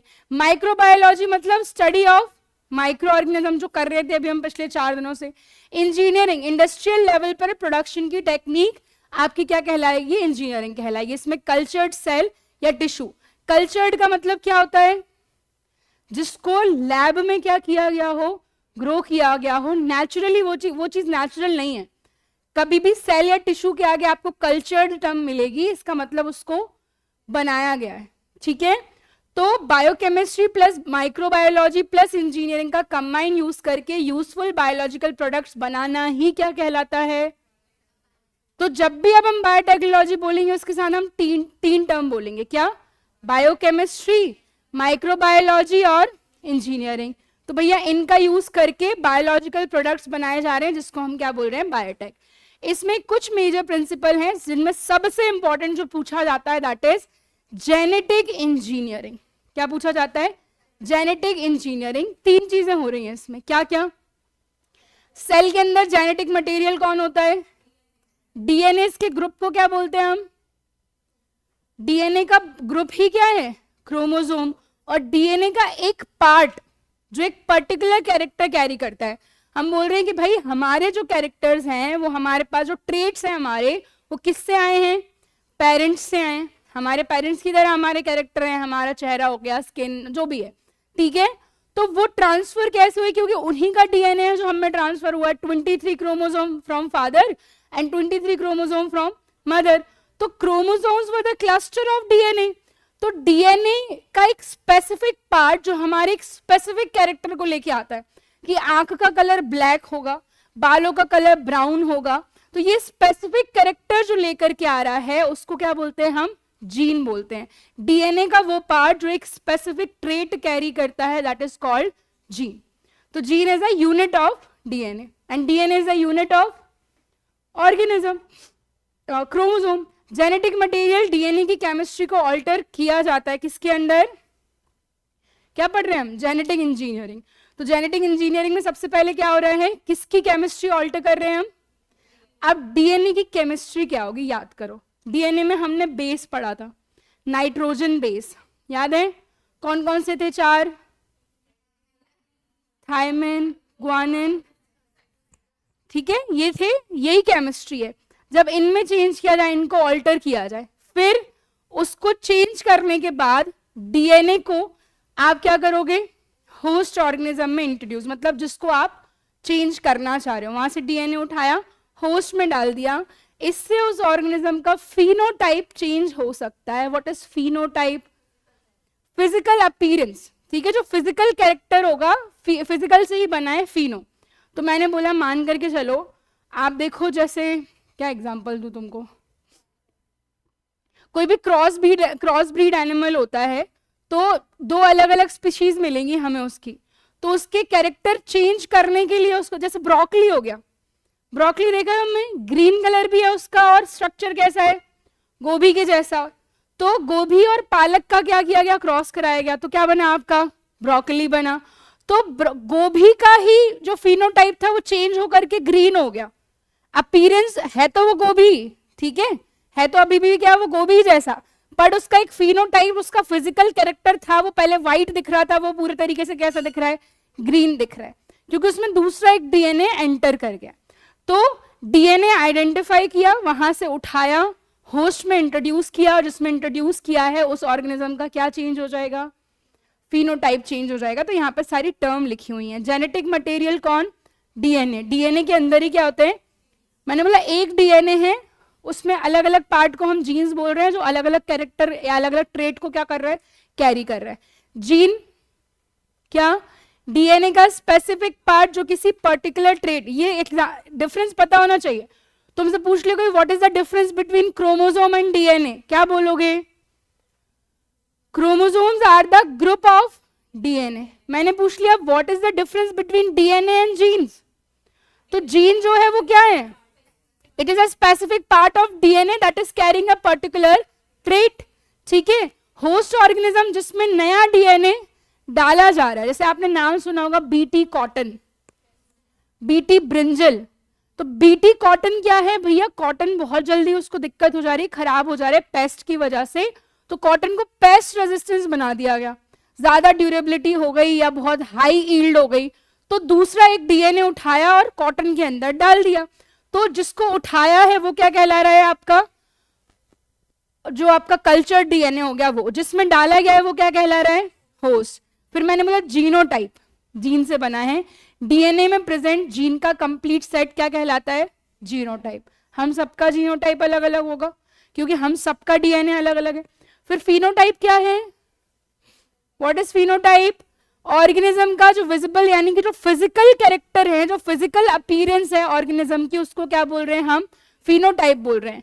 तो जेनेटिक इंजीनियरिंग में हमें 3 लाइन याद रखनी है. सबसे पहले जो डीएनए था वो आइडेंटिफाई करके उठाया, डीएनए की केमिस्ट्री ऑल्टर की, फिर किस में डाला? होस्ट में डाला. उससे उसके फिनोटाइप एंड जीनोटाइप क्या हो जाएंगे? अलग अलग हो जाएंगे. मैंने बोला व्हाट इज जेनेटिक मटेरियल, तो सीधा क्या बोल दोगे? डीएनए. मैंने बोला what is a gene? Specific part of a DNA that is carrying a particular trait. फिर मैंने बोला व्हाट इज जीनोटाइप? डीएनए में प्रेजेंट जीन्स का सेट. एक डीएनए में अलग अलग टाइप के जीन्स प्रेजेंट है, तो उसका सेट क्या कहला रहे हैं? जीनोटाइप. What is phenotype? जो फिजिकल अपीयरेंस है वो क्या हो जाएगा? तो जीनोटाइप चेंज होता है तो ऑब्वियस सी बात है क्या चेंज होगा? क्योंकि वो जीन आई, वो डीएनए का पार्ट आया, उसने पहले कुछ और कैरेक्टर होगा उसको रिप्लेस कर दिया, ठीक है. तो पहले हो सकता है व्यक्ति गोरा था, अब नई जीन इंसर्ट कर दी, तो वो कौन सा ट्रेट, स्किन का कलर वाला ट्रेट कैरी कर रही है, तो हो सकता है उसका अपीयरेंस कैसी हो जाए? चेंज हो जाए. तो फिनोटाइप चेंज हो गया, ठीक है. अब दूसरी है क्या जेनेटिक इंजीनियरिंग के बाद? Bio process engineering. नाम से ही समझेंगे क्या कर रहा है ये. लार्ज स्केल पर माइक्रो ऑर्गेनिज्म या सेल्स को ग्रो करने की टेक्निक क्या कहलाती है? बायो प्रोसेस इंजीनियरिंग कहलाती है. पूरे प्रोसेस को स्टेराइल कंडीशन में रखा जाता है। स्टेराइल कंडीशन क्या होती है? जहां पर अनवांटेड माइक्रोब्स ना हो, जहां पे माइक्रो ऑर्गेनिज्म प्रेजेंट ना हो। दूसरा, microbial contamination, unwanted micro organism का मिक्स हो जाना क्या कहलाता है? Microbial contamination. वर्ड तो सुना होगा ना, वाटर कंटेमिनेटेड हो गया, ये सुनते हैं हम, कुछ इंप्योरिटीज आ जाना। यूकैरियोटिक हम सब जानते हैं, what is eukaryotic? Not develop, well developed nucleus होता है ना। एंटीबायोटिक्स, बैक्टीरिया को मारने वाली medicine. Vaccine, what is vaccine? Body की इम्यूनिटी बढ़ाने वाला जो एक बायोलॉजिकल प्रोडक्ट है उसको क्या बोलते हैं? वैक्सीन। ये सारी टर्म्स अभी आगे काम आएंगी। और एंजाइम, बायोलॉजिकल कैटलिस्ट, जो क्या करते हैं? रिएक्शन की स्पीड बढ़ाते हैं। तो जो आपका क्या बोला मैंने? बायो प्रोसेसिंग इंजीनियरिंग, इसमें लार्ज स्केल पर माइक्रो ऑर्गेनिज्म की सेल्स को ग्रो किया जाता है। और इस पूरे कंडीशन में ये जो आपका जो भी ऑर्गेनिज्म है जिसकी सेल को ग्रो किया गया उसको किस कंडीशन में रखा जाता है? Sterile condition. और पूछा गया कि व्हाट इज स्टेराइल कंडीशन? जहां पर आपके अनवांटेड माइक्रोब्स ना हो, नहीं तो क्या हो जाएगा? माइक्रोबियल कंटामिनेशन हो जाएगा। ठीक है। इसके बाद 3 basic steps in genetic modification, कि आप अगर जीन का मॉडिफिकेशन कर रहे हो तो क्या करोगे? वही जो हमने ऊपर देखी। सबसे पहले identification of DNA with desirable gene. मैंने बोला कि मान लो गेहूं का पेड़ है, हम देख रहे हैं कि जरा सी बारिश आती है और गेहूं में दिक्कत हो जाती है, ऐसा मान लिया हमने। फिर देखा कि भाई ऐसी कौन सी फसल है या कौन सा आइटम है जो बारिश के आने से बहुत इंपैक्ट नहीं हो रहा। तो मान लो कुछ भी मान लिया हमने, ठीक है, सोयाबीन मान लिया, मान करके चलो। तो सोयाबीन की वो वाली जीन उठाएंगे, कौन सी? जो पानी से उसको इंपैक्ट नहीं होने दे रही है, और वो वाली सेल उठा करके कहाँ डाल देंगे? गेहूं में डाल देंगे। बीटी वीट बन गए हमारे। तो सबसे पहले डीएनए आइडेंटिफाई किया जहां से हम करना चाह रहे हैं, एग्जांपल समझो सोयाबीन, ठीक है। फिर उसको क्या किया हमने? होस्ट सेल के अंदर क्या कर दिया? इंट्रोड्यूस कर दिया। तो अब ये जो इंट्रोड्यूस है, ऐसा ना हो जिसमें हमने इंट्रोड्यूस किया है बस सिर्फ उसी वाले पेड़ में आए और फिर ना आए। तो यहां पर maintenance and transfer to progeny. Progeny मतलब जो आगे वाली जनरेशन है उसको क्या बोलते हैं? प्रोजेनी। तो इंट्रोड्यूस डीएनए होस्ट में स्टेबल रहना चाहिए, यानी कि नेक्स्ट जनरेशन तक क्या होना चाहिए? ट्रांसफर होना चाहिए। और प्रोजेनी का मतलब क्या होता है? ऑफस्प्रिंग। या तो हमने देख लिया कि भैया जो जीन मॉडिफिकेशन है तो उसमें 3 स्टेज आ रही हैं आपकी। सबसे पहले क्या किया है? डीएनए आइडेंटिफाई किया फ्रॉम द डिजायरेबल जीन, वहां से डीएनए उठा करके कहाँ डाला है हमने? होस्ट में डाला, और मेक श्योर किया कि भैया ये जो अब चेंज कर दिया गया है ये आने वाली सभी जनरेशन में हो। ठीक है, तो ये 3 इसकी प्रोसेस हो गई। अब बात आती है कि what is the classification of biotechnology, कितने टाइप की है?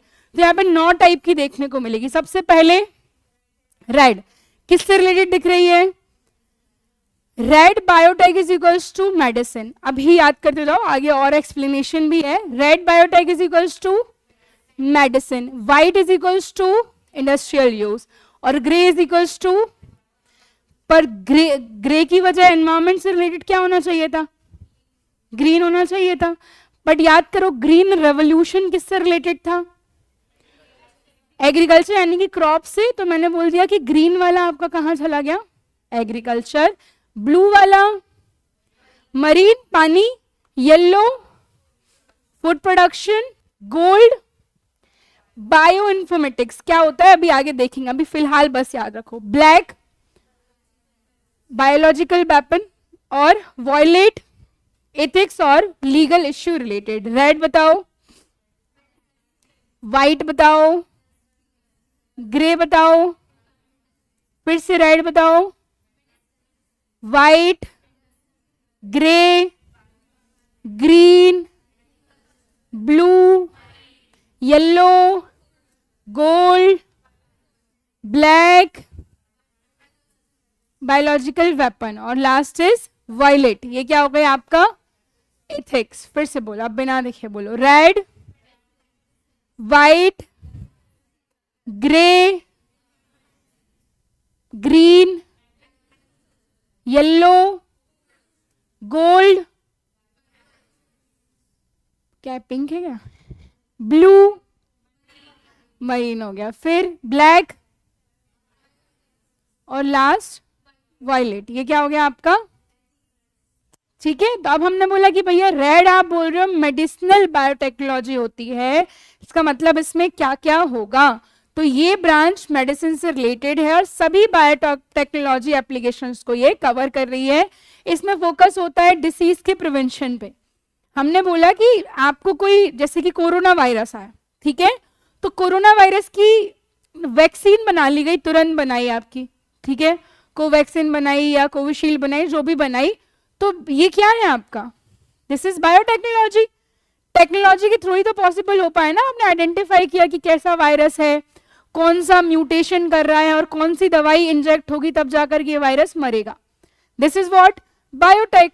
तो जहां पे वैक्सीन्स का क्या हो, प्रोडक्शन हो, ऐसा बायोलॉजिकल प्रिपरेशन जो बॉडी की इम्यूनिटी, हमें डिसीजेस से लड़ने में क्या करे, हेल्प करे।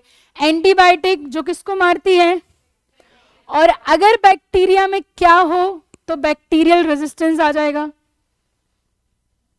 बताओ, मुनारा में पढ़ा था, प्लाज्मिड पढ़ा था, एक्स्ट्रा डीएनए, फिर नए ड्रग्स को डेवलप करना, मॉलिक्यूलर डायग्नोस्टिक टेक्निक, मतलब डीएनए, आरएनए या प्रोटीन लेवल पर डिसीज, बहुत माइन्यूट लेवल पर जाकर के बहुत सारी डिसीज होगी जो डीएनए को डिफेक्ट कर रही है, ठीक है। रीजेनरेटिव थेरेपीज, बहुत सारे हमारे बॉडी के जो ऐसे टिश्यू जो रीजनरेट नहीं कर पा रहे हैं उनको क्या कर दिया जा रहा है, रिप्लेस कर दिया जा रहा है।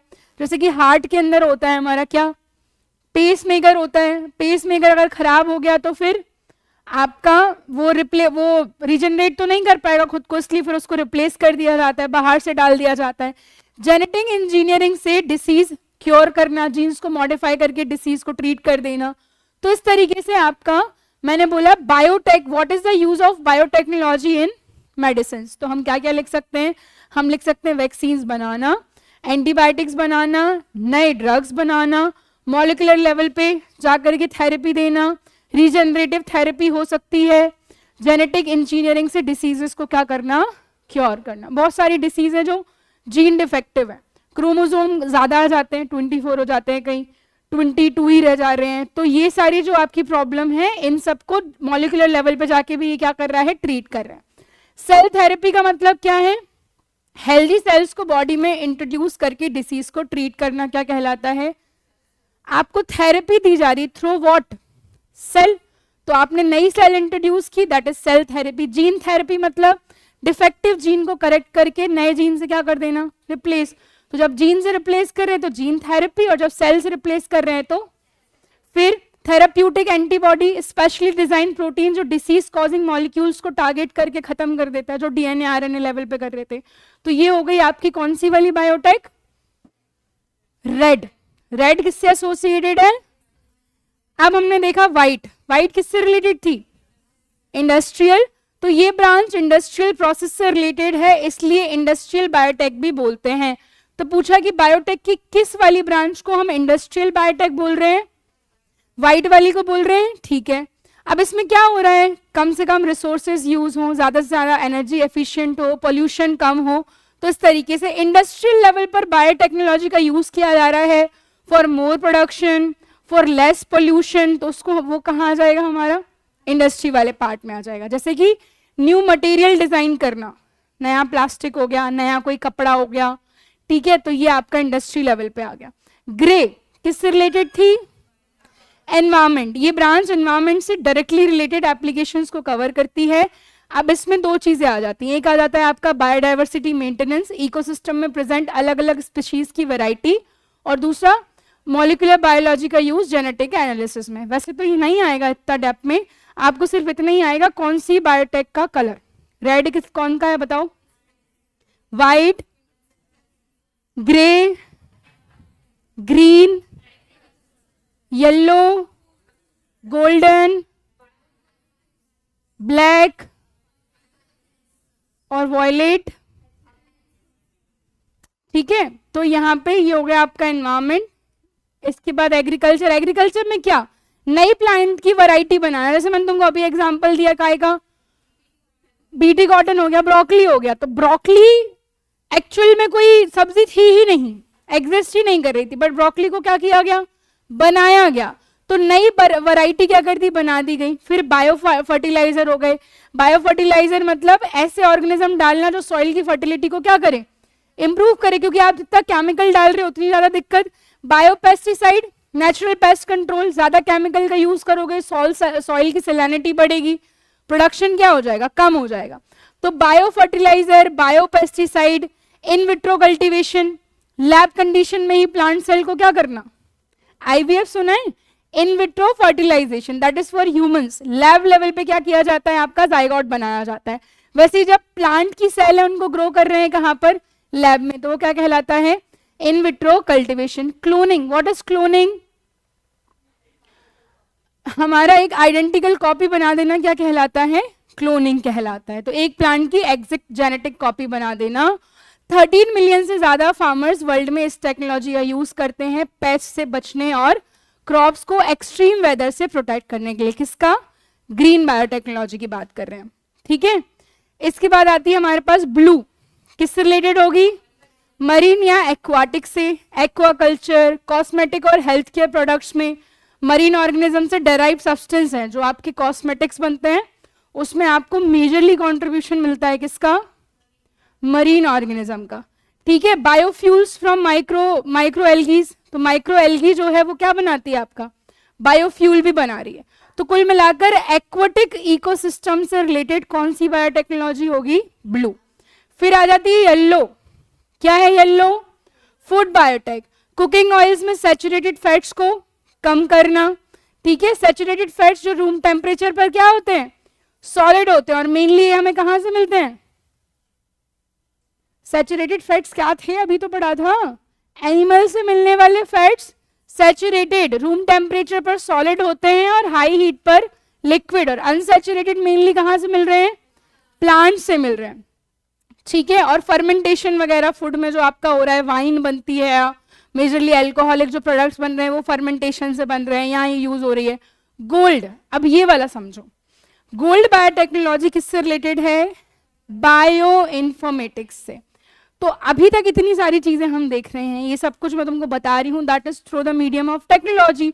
इस पूरे डेटा को कलेक्ट करना, स्टोर करना, एनालाइज करना, सेपरेट करना, तो ये क्या कहलाएगा आपका बायो इन्फॉर्मेटिक्स, ठीक है।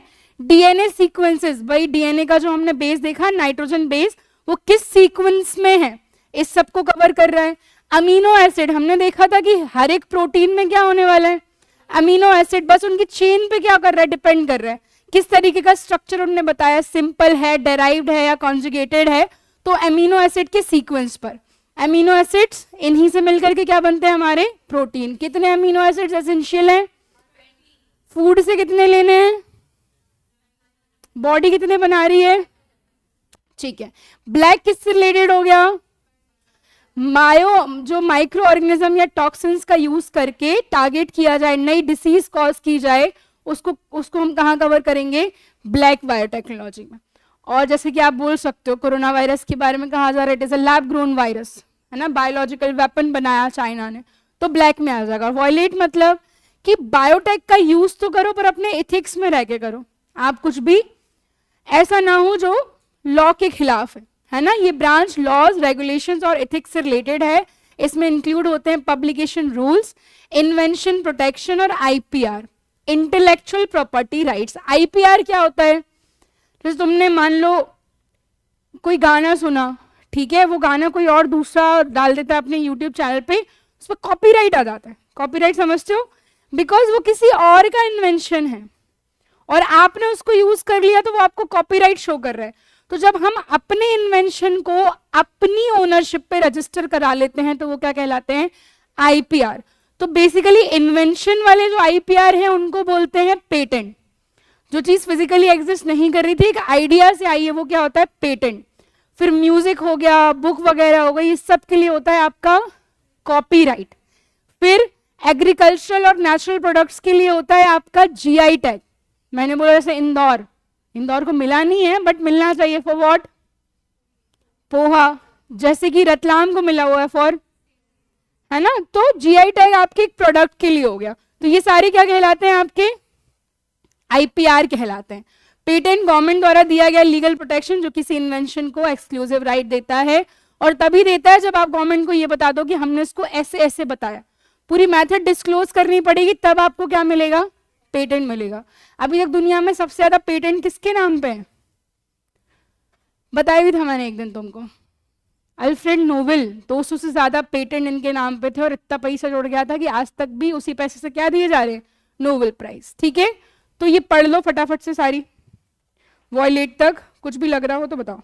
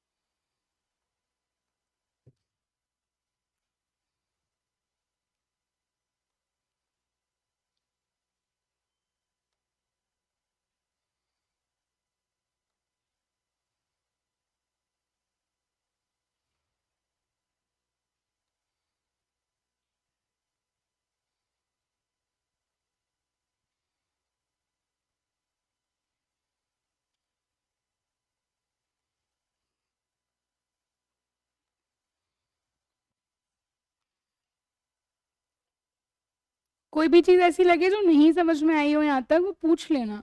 कोई ऐसा जिस पे नोट्स नहीं हो, बैठा हो कोई हाथ बांध के, तो बैठ जाओ किसी के साथ। ये भाई दिखा लेना है उसको, तू कल भी नहीं लाई थी बेटा, आज भी नहीं लाई नोट्स, फिर कहाँ है तेरे अभी, तो तू भी नहीं लाई है, तो क्या पढ़ रही है।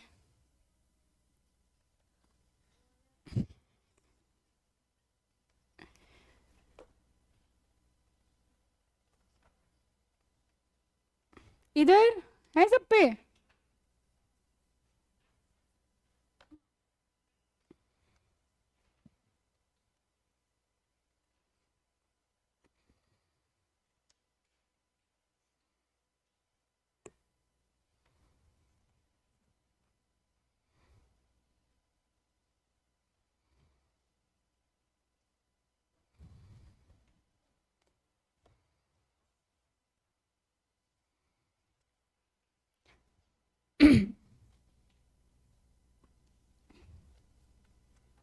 इंपॉर्टेंट टर्म्स हाईलाइट कर लेना, बाकी सिंपल चैप्टर है, कुछ भी नहीं है, एक बार सिंगल रीडिंग में समझ आ जाएगा।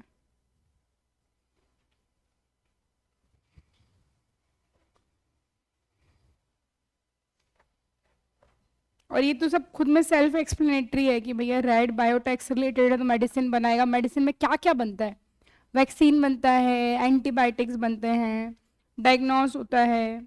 फिर वाइट इंडस्ट्रियल यूज से रिलेटेड है, तो इंडस्ट्रीज में किस तरीके से माइक्रो ऑर्गेनिज्म का यूज़ किया जा रहा है नई नई चीज़ें बनाने के लिए, नए टाइप का प्लास्टिक, हर रोज़ कुछ नया निकल के आ जाता है। ग्रे एनवायरनमेंट, बायोडाइवर्सिटी मेंटेन करना, पोल्यूशन कम करना। Green agriculture, biopesticide, bio fertiliser. Blue aquatic environment. Yellow, ठीक है, कुछ ऐसा डिफिकल्ट तो नहीं लग रहा है ना, बढ़ जाऊँ आगे। सिंपल है, इनकी टर्म्स से ही समझ में आ रहा है कि रेड आपकी मेडिसिन रिलेटेड है तो मेडिसिन वाले काम होंगे, ब्लैक आपका बायोलॉजिकल वेपन, जो आपका बायो टेररिज्म है उससे रिलेटेड है। फिर वॉयलेट किससे रिलेटेड है, एथिकल लॉज एंड रेगुलेशन से, कि भैया अपने दायरे में रह करके क्या किया जाए, उपयोग किया जाए। ठीक है, जेनेटिक इंजीनियरिंग अच्छे से याद रखना है, जेनेटिक इंजीनियरिंग का मतलब है ऑर्गेनिज्म के डीएनए सीक्वेंसेस में डायरेक्ट कंट्रोल चेंज करना। डीएनए का जो सीक्वेंस है उसको बदला जा रहा है किसमें? जेनेटिकल इंजीनियरिंग में। तो डीएनए का फुल फॉर्म क्या होता है बताओ? Deoxy ribonucleic acid. Genetic information carry करने वाला मॉलिक्यूल कौन है? आपका डीएनए है। फिर डीएनए में जो आपके अंदर हमें सीक्वेंस मिलेगा वो एक ऑर्डर में मिलता है ATGS, A for, T for, G for और C फॉर साइटोसिन। ठीक है, तो जीन क्या है और हम पढ़ चुके हैं। What is gene? जो एक स्पेसिफिक पार्ट है जो एक पर्टिकुलर ट्रेट को कैरी या कंट्रोल करता है। फिर रिकम्बिनेंट डीएनए टेक्नोलॉजी। रिकम्बिनेंट से क्या समझ रहे हैं हम? कंबाइन टर्म जोड़ी है, अलग अलग सोर्सेस के जेनेटिकल मटेरियल को जोड़ना क्या कहलाएगा? रिकम्बिनेंट कहलाएगा। आइसोलेटिंग, आइसोलेट करना क्या है? तो डीएनए को अलग निकालना। इंसर्टिंग, किसी दूसरे ऑर्गेनिज्म में इसको डालना। और जेनेटिकली मॉडिफाइड ऑर्गेनिज्म, इसको जीएमओ बोलते हैं, बीटी बोल देते हैं, ऐसा ऑर्गेनिज्म जिसके डीएनए में आर्टिफिशियली चेंज किया गया हो उसको क्या बोल रहे हैं हम लोग? जीएमओ बोल रहे हैं। जीएमओ मतलब जेनेटिकली मॉडिफाइड ऑर्गेनिज्म। और इस टेक्निक में एक ऑर्गेनिज्म का डिजायर्ड जीन लेकर दूसरे ऑर्गेनिज्म में इंसर्ट किया जाता है जिससे उसका ट्रेट चेंज हो जाता है। जैसे मैंने आपको गेहूं और सोयाबीन का एग्जाम्पल दिया कि भैया गेहूं पानी से बहुत जल्दी इंपैक्ट हो जा रहा है, सोयाबीन की जगह को मूंगफली ले लो एग्जाम्पल में, मूंगफली नहीं हो रही है, तो देखा कि भैया मूंगफली का वो जीन निकाल लो जो पानी से ज्यादा इंपैक्ट नहीं होने दे रहा और उस जीन को डाल दो किसमें? वीट में। तो वही अब जो वीट है वो क्या बन गया है? आपका जीएमओ बन गया है। ठीक है, इसके बाद जीन क्लोनिंग हम समझ गए। क्लोनिंग का मतलब क्या होता है? एग्जैक्ट कॉपी बनाना। तो जीन क्लोनिंग क्या होगी? किसी एक स्पेसिफिक जीन की बहुत सारी आइडेंटिकल कॉपीज बनाना। इससे रिसर्च या मेडिसिन में रिक्वायर्ड जीन की लार्ज क्वांटिटी मिल जाती है। आपने एक ही जीन को क्या कर दिया? बार बार रेप्लिकेट कर दिया। फिर पीसीआर पढ़ा होगा, कोविड में एक टेस्ट होता था, क्या नाम था उसका? आरटीपीसी, है ना? तो आरटीपीसी में हमें यही मिलता है, क्या मिलेगा आपका? पीसीआर। पीसीआर का फुल फॉर्म क्या है? Polymerase chain reaction. तो पॉलीमरेज का मतलब क्या होता है? ये सारी टर्म्स को तोड़ो। पॉलीमरेज मतलब एक एंजाइम जो हेल्प करता है क्या बनाने में? पॉलीमरेज मतलब व्हाट? डीएनए बनाने में हेल्प करने वाला एंजाइम। चेन मतलब उनकी रिपीटेड साइकिल, और एम्पलीफाई करना मतलब क्वांटिटी बढ़ा देना। तो पीसीआर एक टेक्निक है जिससे बहुत छोटे छोटे डीएनए सैंपल्स को मिलियन कॉपीज में क्या किया जाता है? कन्वर्ट कर दिया जाता है। उसको क्या बोल रहे हैं हम लोग? पीसीआर। इससे आप डिसीज डिटेक्शन, फॉरेंसिक साइंस और जेनेटिक टेस्टिंग में क्या कर सकते हो? यूज कर सकते हो। मैंने बोला कि पॉलीमरेज आप किसको बोल रहे हो? तो बोला कि पॉलीमरेज एक एंजाइम है जो क्या कर रहा है? बोलो, डीएनए बनाने में हेल्प कर रहे हैं। फिर जीन एडिटिंग से क्या समझ रहे हैं हम? एडिट करना मतलब या तो डाला है कुछ या फिर निकाला है, प्रिसाइज करेक्शन करना या फिर मॉडिफिकेशन करना। फिर एक टेक्नोलॉजी है क्रिस्पीआर बोलते हैं जिसको, एक एडवांस टूल जो डीएनए को स्पेसिफिक जगह पर कट करता है और मॉडिफाई करता है। इस टेक्निक से डीएनए सीक्वेंस में एग्जैक्ट जगह पर चेंज किया जा सकता है। इसको क्या बोल रहे हैं हम? CRISPR-Cas9। ठीक है, जेनेटिक डिसीज को करेक्ट करने की रिसर्च है। तो मान लो कोई व्यक्ति है जिसमें कोई जेनेटिकल डिसऑर्डर है, कोई भी हो सकता है, किसी भी तरीके का हो सकता है, तो वो वाली जीन आइडेंटिफाई करो जिस जीन से क्या हो रहा है? आपका वो डिसऑर्डर क्रिएट हो रहा है। तो बोला कि कौन सी टेक्निक है जो एग्जैक्ट स्पेसिफिक जगह पर उस जीन को कट करके दूसरी जीन डाल देगी? तो कौन सी? आपका CRISPR-Cas9। इसी को हम जीन एडिटिंग बोल रहे हैं। फिर cell and tissue culture, culture term बता दिए मैंने आपको, इसका मतलब क्या है? जब बाहर इसमें सेल या टिश्यू को बॉडी के बाहर कंट्रोल लेबोरेटरी कंडीशन में क्या किया जाता है? ग्रो किया जाता है। कल्चर का मतलब कंट्रोल एनवायरनमेंट में ग्रो करना। ठीक है, सेम इसी का हमें एग्जांपल मिल जाएगा क्या? इन विट्रो फर्टिलाइजेशन, जिसमें इन विट्रो का मतलब होता है ग्लास के अंदर या लैब में, और फर्टिलाइजेशन तो जिन फीमेल्स को कंसीव करने की प्रॉब्लम होती है, जिनमें जायगोट का फॉर्मेशन नहीं हो पाता है, वो जनरली यूज कर रहे हैं किस मेथड को, आईवीएफ को। जो फ्यूजन हो रहा है female egg and mail sperm का, वो लैब में कराया जा रहा है, फिर एक जायगोट बना करके उसको फीमेल में इंसर्ट कर दिया जा रहा है, उसको क्या बोल रहे हैं हम लोग, आईवीएफ बोल रहे हैं। बच्चा पूरा लैब में पैदा नहीं हो जाएगा, ठीक है, हम सोचा कि लैब ग्रोन बेबी आ जाए, ऐसा नहीं होगा, ठीक है। फिर आया एक stem cell research. Stem cell क्या है, ऐसी, स्टेम का मतलब पेड़ वाली सेल नहीं है, ठीक है ना, तो ऐसी अनडिफरेंशिएटेड सेल जो बॉडी के किसी भी टाइप की सेल में डेवलप हो सकती है। स्टेम सेल का मतलब ऐसी सेल जब आप उसको बाहर निकाल के डेवलप करोगे ना, तो वो बॉडी के किसी भी टाइप में क्या हो जाए, डेवलप हो जाए। अनडिफरेंशिएटेड है तो मतलब उसका फंक्शन डिफाइन ही नहीं था ना कि वो स्किन की है, बाल की है, किसकी है। तो डिफरेंशिएटेड मतलब इसके पास क्या हो, अब स्पेसिफिक पर्पस के लिए है तो फिर वो उसी पर्पस के लिए रहेगी, बट जो अनडिफरेंशिएटेड सेल होती है उनको क्या बोलते हैं हम, स्टेम सेल। और स्टेम सेल ही निकाली जाती है जब लैब में कुछ ग्रो करना हो, तो ये याद रखना। स्टेम सेल फ्यूचर में डैमेज टिश्यू रिपेयर करने में यूज हो सकती हैं, क्योंकि वो खाली पड़ी हुई हैं, कुछ काम ही नहीं दिया है उनको, तो फिर उनको बाहर निकाल करके फिर किसी भी तरीके से टिश्यू को क्या किया जा सकता है, रिपेयर किया जा सकता है। और सेम हम टिश्यू इंजीनियरिंग देख लेंगे कि भैया किस तरीके से लैब में बनाए गए टिश्यू या ऑर्गन्स है। जैसे लैब में सेल बनाई जा रही है तो टिश्यू कल्चर, सेल कल्चर, और टिश्यू बनाए जा रहे हैं तो बस पढ़ के देख लो इतना जेनेटिकल इंजीनियरिंग वाला पार्ट, 2-4 लाइनें लिखी हैं इसमें, तो कुछ भी लगे नहीं समझ में आए तो बोलते जाना भाई। मुझे बताओ व्हाट इज पॉलीमरेज। एक एंजाइम होता है जो हेल्प करता है क्या बनाने में, तो मैंने बोला what is PCR, polymerase chain reaction, क्या बोलोगे आप, जो डीएनए को एम्पलीफाई करके और बहुत लार्ज क्वांटिटी में क्या कर रहा है, उसका प्रोडक्शन कर रहा है, that is PCR. Gene editing मतलब जीन की मॉडिफिकेशन, और एकदम एग्जैक्ट प्लेस से काटना और एग्जैक्ट प्लेस पे इंसर्ट करने के लिए एक नई मेथड लाई गई है, उसका नाम क्या है, ठीक है। इसके बाद मैंने बोला रिकम्बिनेंट डीएनए क्या है, कंबाइन से बना है रिकम्बिनेंट डीएनए, दो अलग अलग डीएनए को मिलाना, ठीक है। डीएनए आइसोलेशन क्या है, अलग करना।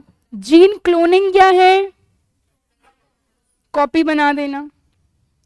व्हाट इज आईवीएफ,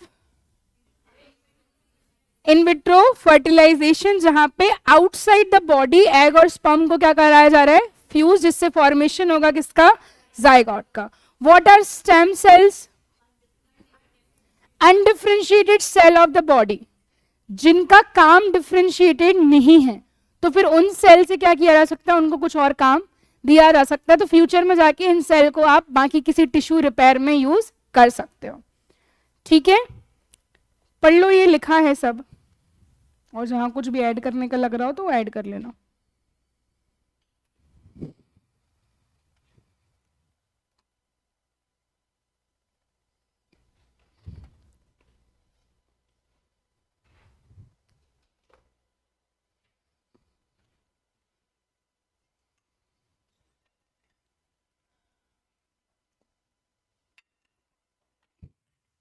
रिवीजन करते जाना भाई, ऐसा ना हो कि आगे पढ़ते जाओ पीछे भूल जाओ। कल पढ़ा था सबने, मैंने कहा था संडे है पूरा रिवाइज कर लेना। क्या पढ़ा होगा तुमने कल, झूठों।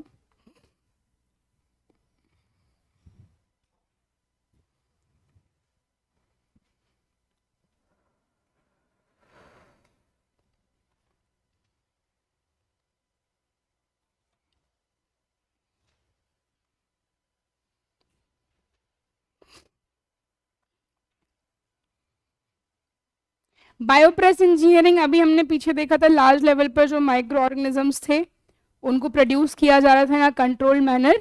ये ब्रांच लार्ज स्केल प्रोडक्शन से रिलेटेड है, जहाँ माइक्रो ऑर्गेनिज्म का क्या होता है, यूज। अब बायोप्रेस इंजीनियरिंग में ही मेथड जिसका नाम क्या है, फर्मेंटेशन। जैसे आपका ब्रेड बनाया गया, एल्कोहल बनाया गया, तो माइक्रो ऑर्गेनिज्म जैसे ईस्ट या बैक्टीरिया के थ्रू केमिकल सब्सटेंसेस बनाना, एल्कोहल हो सकता है, एंटीबायोटिक हो सकता है, या एंजाइम। और एंजाइम का मतलब हम जानते हैं जो कि केमिकल रिएक्शंस की क्या बढ़ा देते हैं, स्पीड। और कौन सा एंजाइम है जो डीएनए बनाने में हेल्प करता है? पॉलीमरेज। ठीक है, तो what is polymerase chain reaction? Amplify करके उसकी लार्ज क्या बना देना? कॉपीज बना देना। बायो रिएक्टर क्या है? बायो और रिएक्टर दो टर्म से मिलकर के बनाया। तो लार्ज क्लोज वेसल्स जिनमें माइक्रो ऑर्गेनिज्म को ग्रो करने के लिए आइडियल कंडीशन मेंटेन की जाती है। तो मैंने बोला कि जब आप लैब में ग्रो कर रहे हो किसी चीज को, तो आपको सेम वैसी ही कंडीशन बनानी पड़ेगी जिसमें वो नेचुरली एग्जिस्ट करता है। सपोज मैंने बोला कि आप एक जायगोट बना रहे हो, आप फ्यूज करा रहे हो दोनों जो आपकी सेल्स हैं उनको, तो पहले वहां वैसी कंडीशन बनाओ जैसी कंडीशन फीमेल बॉडी के अंदर होती है। उसको क्या बोल रहे हैं हम? बायोरिएक्टर। लार्ज क्लोज वेसल्स जिसमें माइक्रो ऑर्गेनिज्म को ग्रो करने के लिए आइडियल कंडीशंस क्या की जाती है? मेंटेन। जैसे temperature same as human body, pH, oxygen, ये सब क्या किया जा रहा है? कंट्रोल किया जा रहा है।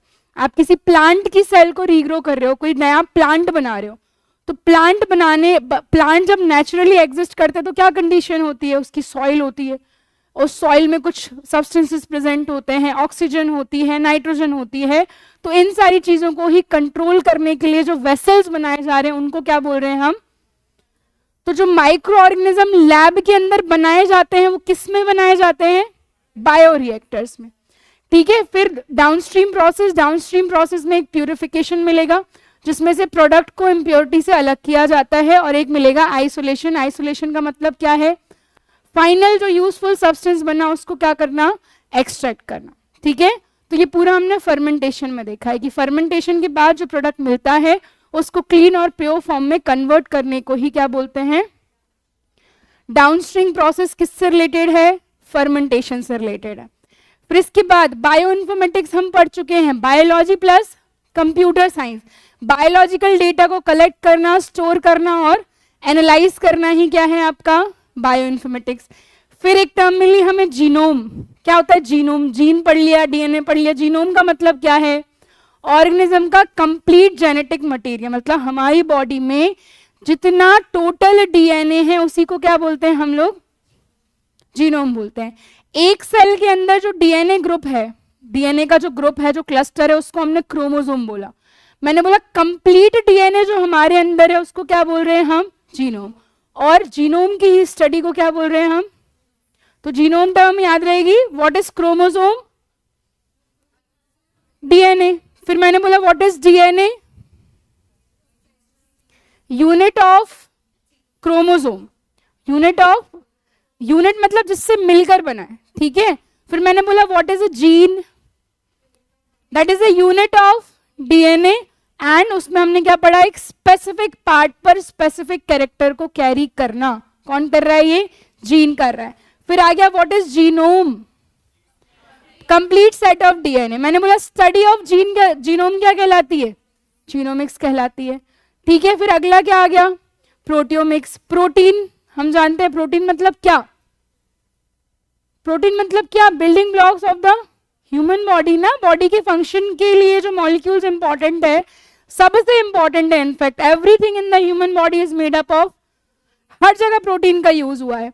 तो प्रोटियोम क्या है? किसी ऑर्गेनिज्म के सभी प्रोटीन्स का। जीनोम किसका सेट था? जेनेटिक मटेरियल का। वैसे ही आपका प्रोटियोम किसका सेट होगा? तो प्रोटियोमिक्स किसकी स्टडी हुई? पूरी ये वाली बॉडी के जो प्रोटीन है उसकी स्टडी। ठीक है, फिर मेटाबोलोमिक्स। मेटाबोलाइट्स क्या होते हैं? बॉडी में होने वाली केमिकल रिएक्शंस के जो प्रोडक्ट्स हैं उनको क्या बोल रहे हैं हम? मेटाबोलाइट्स। तो मेटाबोलोम क्या होगा? सभी का टोटल, और उसकी स्टडी हमने सबसे पहले देखा जीनोम। What is genome? पूरा set of genetic material. What is proteome? And what is metabolome? जो मेटाबॉलिक प्रोडक्ट्स हैं उनका कलेक्शन। अब इनकी स्टडी कर दी भैया, पूरे जीनोम की स्टडी, पूरे प्रोटियोम की स्टडी और पूरे मेटाबोलोम की स्टडी। मेटाबॉलिक तो हम समझ रहे थे ना, जो रिएक्शन हो रही है बॉडी के अंदर खाना बनाने के लिए, प्रोडक्ट बनाने के लिए। फिर कुछ और अलग टेक्निक्स होती है, हम बोलते हैं हाइब्रिड। हाइब्रिड टर्म का यूज कब होता है? जब अलग अलग को क्या किया जाए, फ्यूज, दो डिफरेंट ऑर्गेनिज्म के डीएनए को कंबाइन करना क्या कहलाता है, हाइब्रिडाइजेशन। इससे इंप्रूव्ड ट्रेट्स मिलते हैं, क्यों, क्योंकि दोनों के ट्रेट्स आ गए, दोनों की जो अच्छी क्वालिटीज थी वो आ गई, तो ट्रेट्स क्या हो गए हैं, इंप्रूव। तो हाइब्रिडाइजेशन का मतलब दो डिफरेंट ऑर्गेनिज्म के डीएनए को कंबाइन करना। व्हाट वाज पीसीआर,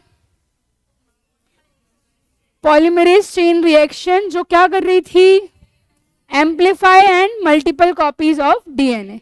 ठीक है, इसके बाद ट्रांसजेनिक ऑर्गेनिज्म, जिस ऑर्गेनिज्म में दूसरी स्पीसीज का जीन इंसर्ट किया गया हो तो उसको क्या बोलेंगे, जैसे मैंने बोला एग्जाम्पल के तौर पे, ओरिजिनल नहीं है, अब उसमें क्या हो चुका है, कुछ नया डल गया है, ट्रांसफर हो गया, तो वो क्या कहलाएगा, ट्रांसजेनिक ऑर्गेनिज्म। क्लोनिंग मतलब किसी ऑर्गेनिज्म की आइडेंटिकल कॉपीज बनाना क्या कहलाता है, क्लोनिंग। जेनेटिकली आइडेंटिकल, जिनकी जीन्स एकदम सेम है, मतलब जिनका डीएनए क्या हो, एकदम आइडेंटिकल का मतलब होता है एक सा, तो जेनेटिकली आइडेंटिकल मतलब जिनका क्या सेम है, डीएनए सेम है, तो वो क्या कहलाएंगे, जेनेटिकली आइडेंटिकल कहलाएंगे। तो इन ये जो टेक्निक्स हमने देखी, इनके उपयोग क्या क्या हैं, इनको नए ड्रग्स डेवलप करने में यूज हो सकता है, कॉपी जो आपकी ईल्ड इंप्रूवमेंट है, मैंने बोला बीटी कॉटन क्यों लाया गया है, ताकि आपकी ज़्यादा से ज़्यादा लेवल पे उसको प्रोड्यूस किया जा सके, ज़्यादा आपके जो हार्मफुल सब्सटेंसेज हैं वो उस पर इम्पैक्ट ना डालें, जेनेटिक डिसीज पर रिसर्च पॉसिबल हो पाई है इन सब के कारण। तो बायोटेक्नोलॉजी टेक्निक्स का मेन एम है ह्यूमन लाइफ को बेटर, सस्टेनेबल और डिसीज फ्री बनाना। ठीक है, डीएनए सीक्वेंस जरूर याद रख लेना। डीएनए में जो सीक्वेंस होता है 4 केमिकल्स होते हैं, adenine, thymine, guanine and cytosine. इन बेस का ऑर्डर जिसमें सेम होता है उसमें हम बोल सकते हैं कि डीएनए सीक्वेंस क्या है, उसका सिमिलर है। ठीक है, डीएनए सीक्वेंसिंग एटीजीएस का एक स्पेसिफिक ऑर्डर, जैसे एटीजीसी है, फिर सीएटीजी है, तो सब में ये ऑर्डर हमें क्या मिल सकता है, अलग अलग, क्योंकि देखो डीएनए, सबका डीएनए बना सेम मटेरियल से, कुछ भी अलग नहीं है, सबके क्रोमोसोम बने सेम मटेरियल से, अल्टीमेटली उसमें प्रेजेंट जो चीजें हैं वही क्या कर रही हैं, उसको दूसरे से अलग कर रही हैं। तो ये जो ऑर्डर है, एक स्पेसिफिक ऑर्डर, वही हम सबके डीएनए को आपस में क्या कर रहा है, अलग बना रहा है। ठीक है, तो बिल्कुल सेम डीएनए है, मतलब उनकी सीक्वेंस क्या होगी, एकदम सेम होने वाली, अरेंजमेंट एकदम सेम होगी, तो एकदम सेम आइडेंटिकल दिखेगा वो व्यक्ति, तो उसको बोल रहे हैं क्या, डीएनए सीक्वेंसिंग। मुझे बताओ what is cloning, identical copies. What is transgenic organism, which is containing a gene from different organism. What is hybridization, combining 2 different DNA. What is genomics, study of genome. What is genome, total genetic material of a body. What is proteomics, study of complete set of proteins, और उसको क्या बोल रहे थे हम, और what is metabolomics, study of metabolomes. और metabolomes क्या थे, जो प्रोडक्ट थे आपके एक मेटाबॉलिक एक्टिविटी के। व्हाट इज फर्मेंटेशन, फर्मेंटेशन क्या होता है, माइक्रो ऑर्गेनिज्म को यूज करके कोई प्रोडक्ट बनाना, जैसे आप बोल सकते हो एल्कोहल हो गया, एंटीबायोटिक्स हो गई। व्हाट इज बायोरिएक्टर, एक ऐसा वेसल जिसमें आप कुछ भी ग्रो कर रहे हो तो आपको नेचुरल कंडीशंस बनानी पड़ेंगी जिस कंडीशन में वो चीज एग्जिस्ट करती है। डाउनस्ट्रीम प्रोसेसिंग क्या होती है,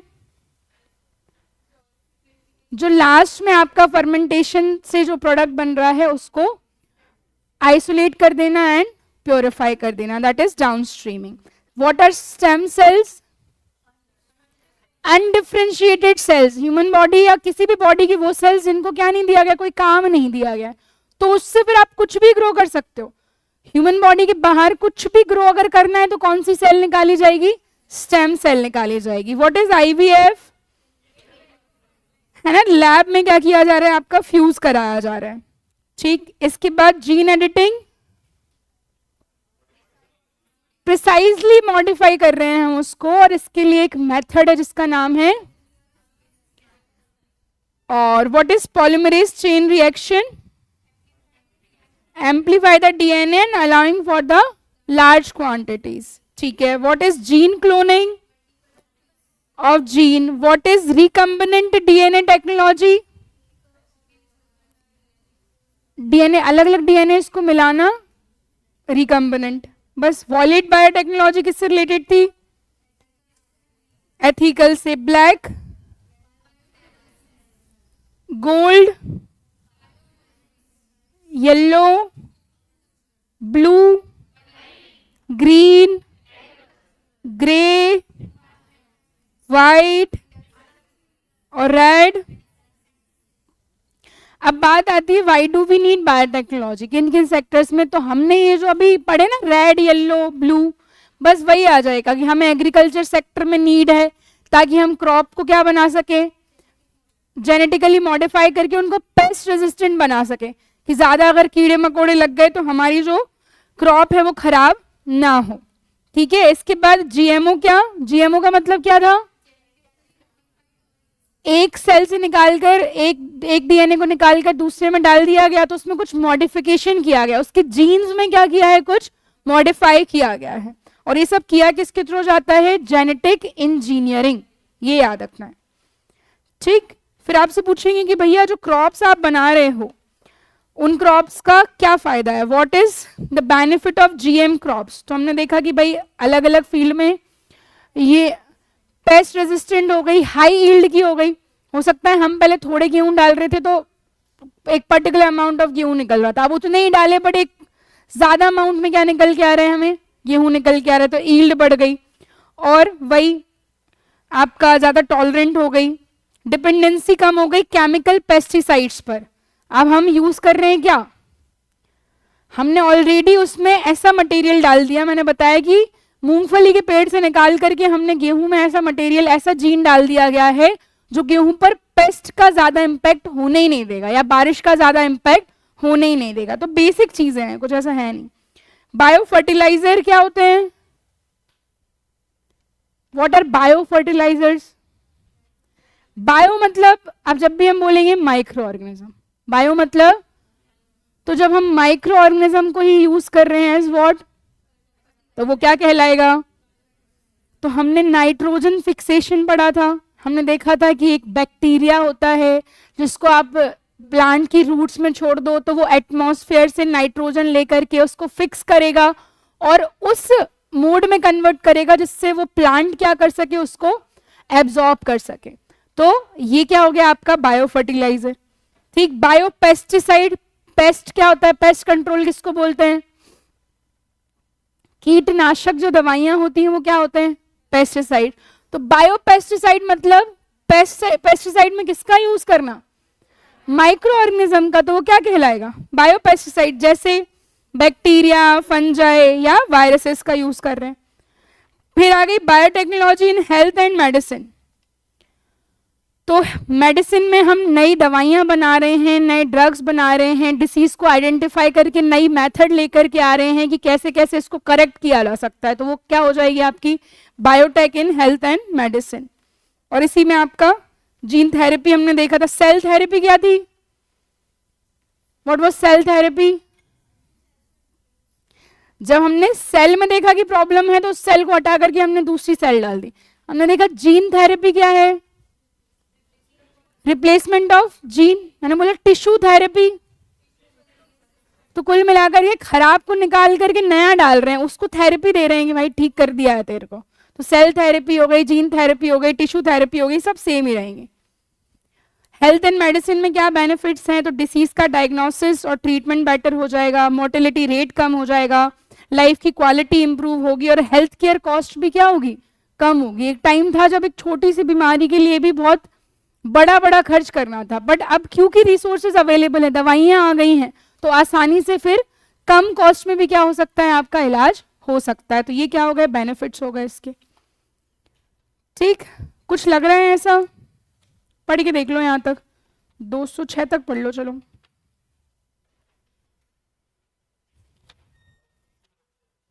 टिश्यू कोई लैब में बनाना, जब बाहर बना रहे हैं दैट इज कल्चर, सेल बनाई तो सेल कल्चर, टिश्यू बनाया तो टिश्यू कल्चर।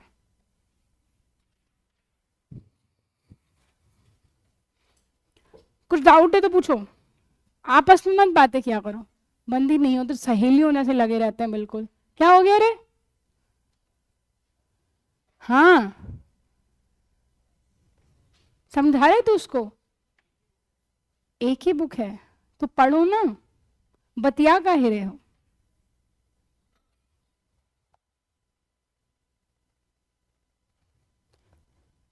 जिन पर नहीं है वो किसी के पास में बैठ जाओ यार, कैसे कर रहे हो तुम, आपसी संबंध इतने खराब है तुम्हारे।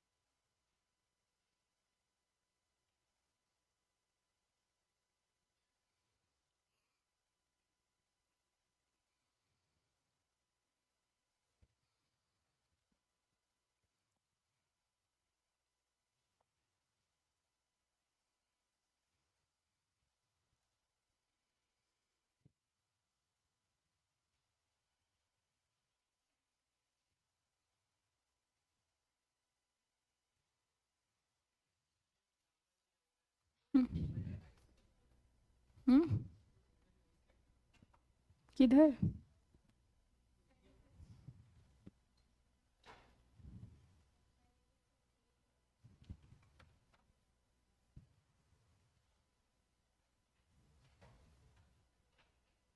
गोल्डन राइस एक जीएम क्रॉप है, उसमें ज्यादा विटामिन ए प्रेजेंट है, इस तरीके से डिजाइन कर दिया है उसको कि हमें राइस से क्या मिल रहा है, विटामिन ए मिल रहा है। क्या बताऊं उसमें? इसमें याद ही रखना है कि golden rice is the genetically modified crop that is containing more vitamin A as compare to normal rice. अरे यार इतना तो मैं समझ रही थी कि इतना तो कर लोगे तुम। हाँ ऐसे बनोगे, तू कहाँ था इतने दिन से, ऐसे बनोगे कॉलेज के? चलो कल लेके आना भाई, आज जो लाइन ही थी बायोटेक वाला पार्ट, और किसी को पीडीएफ चाहिए हो तो बता देना मुझे।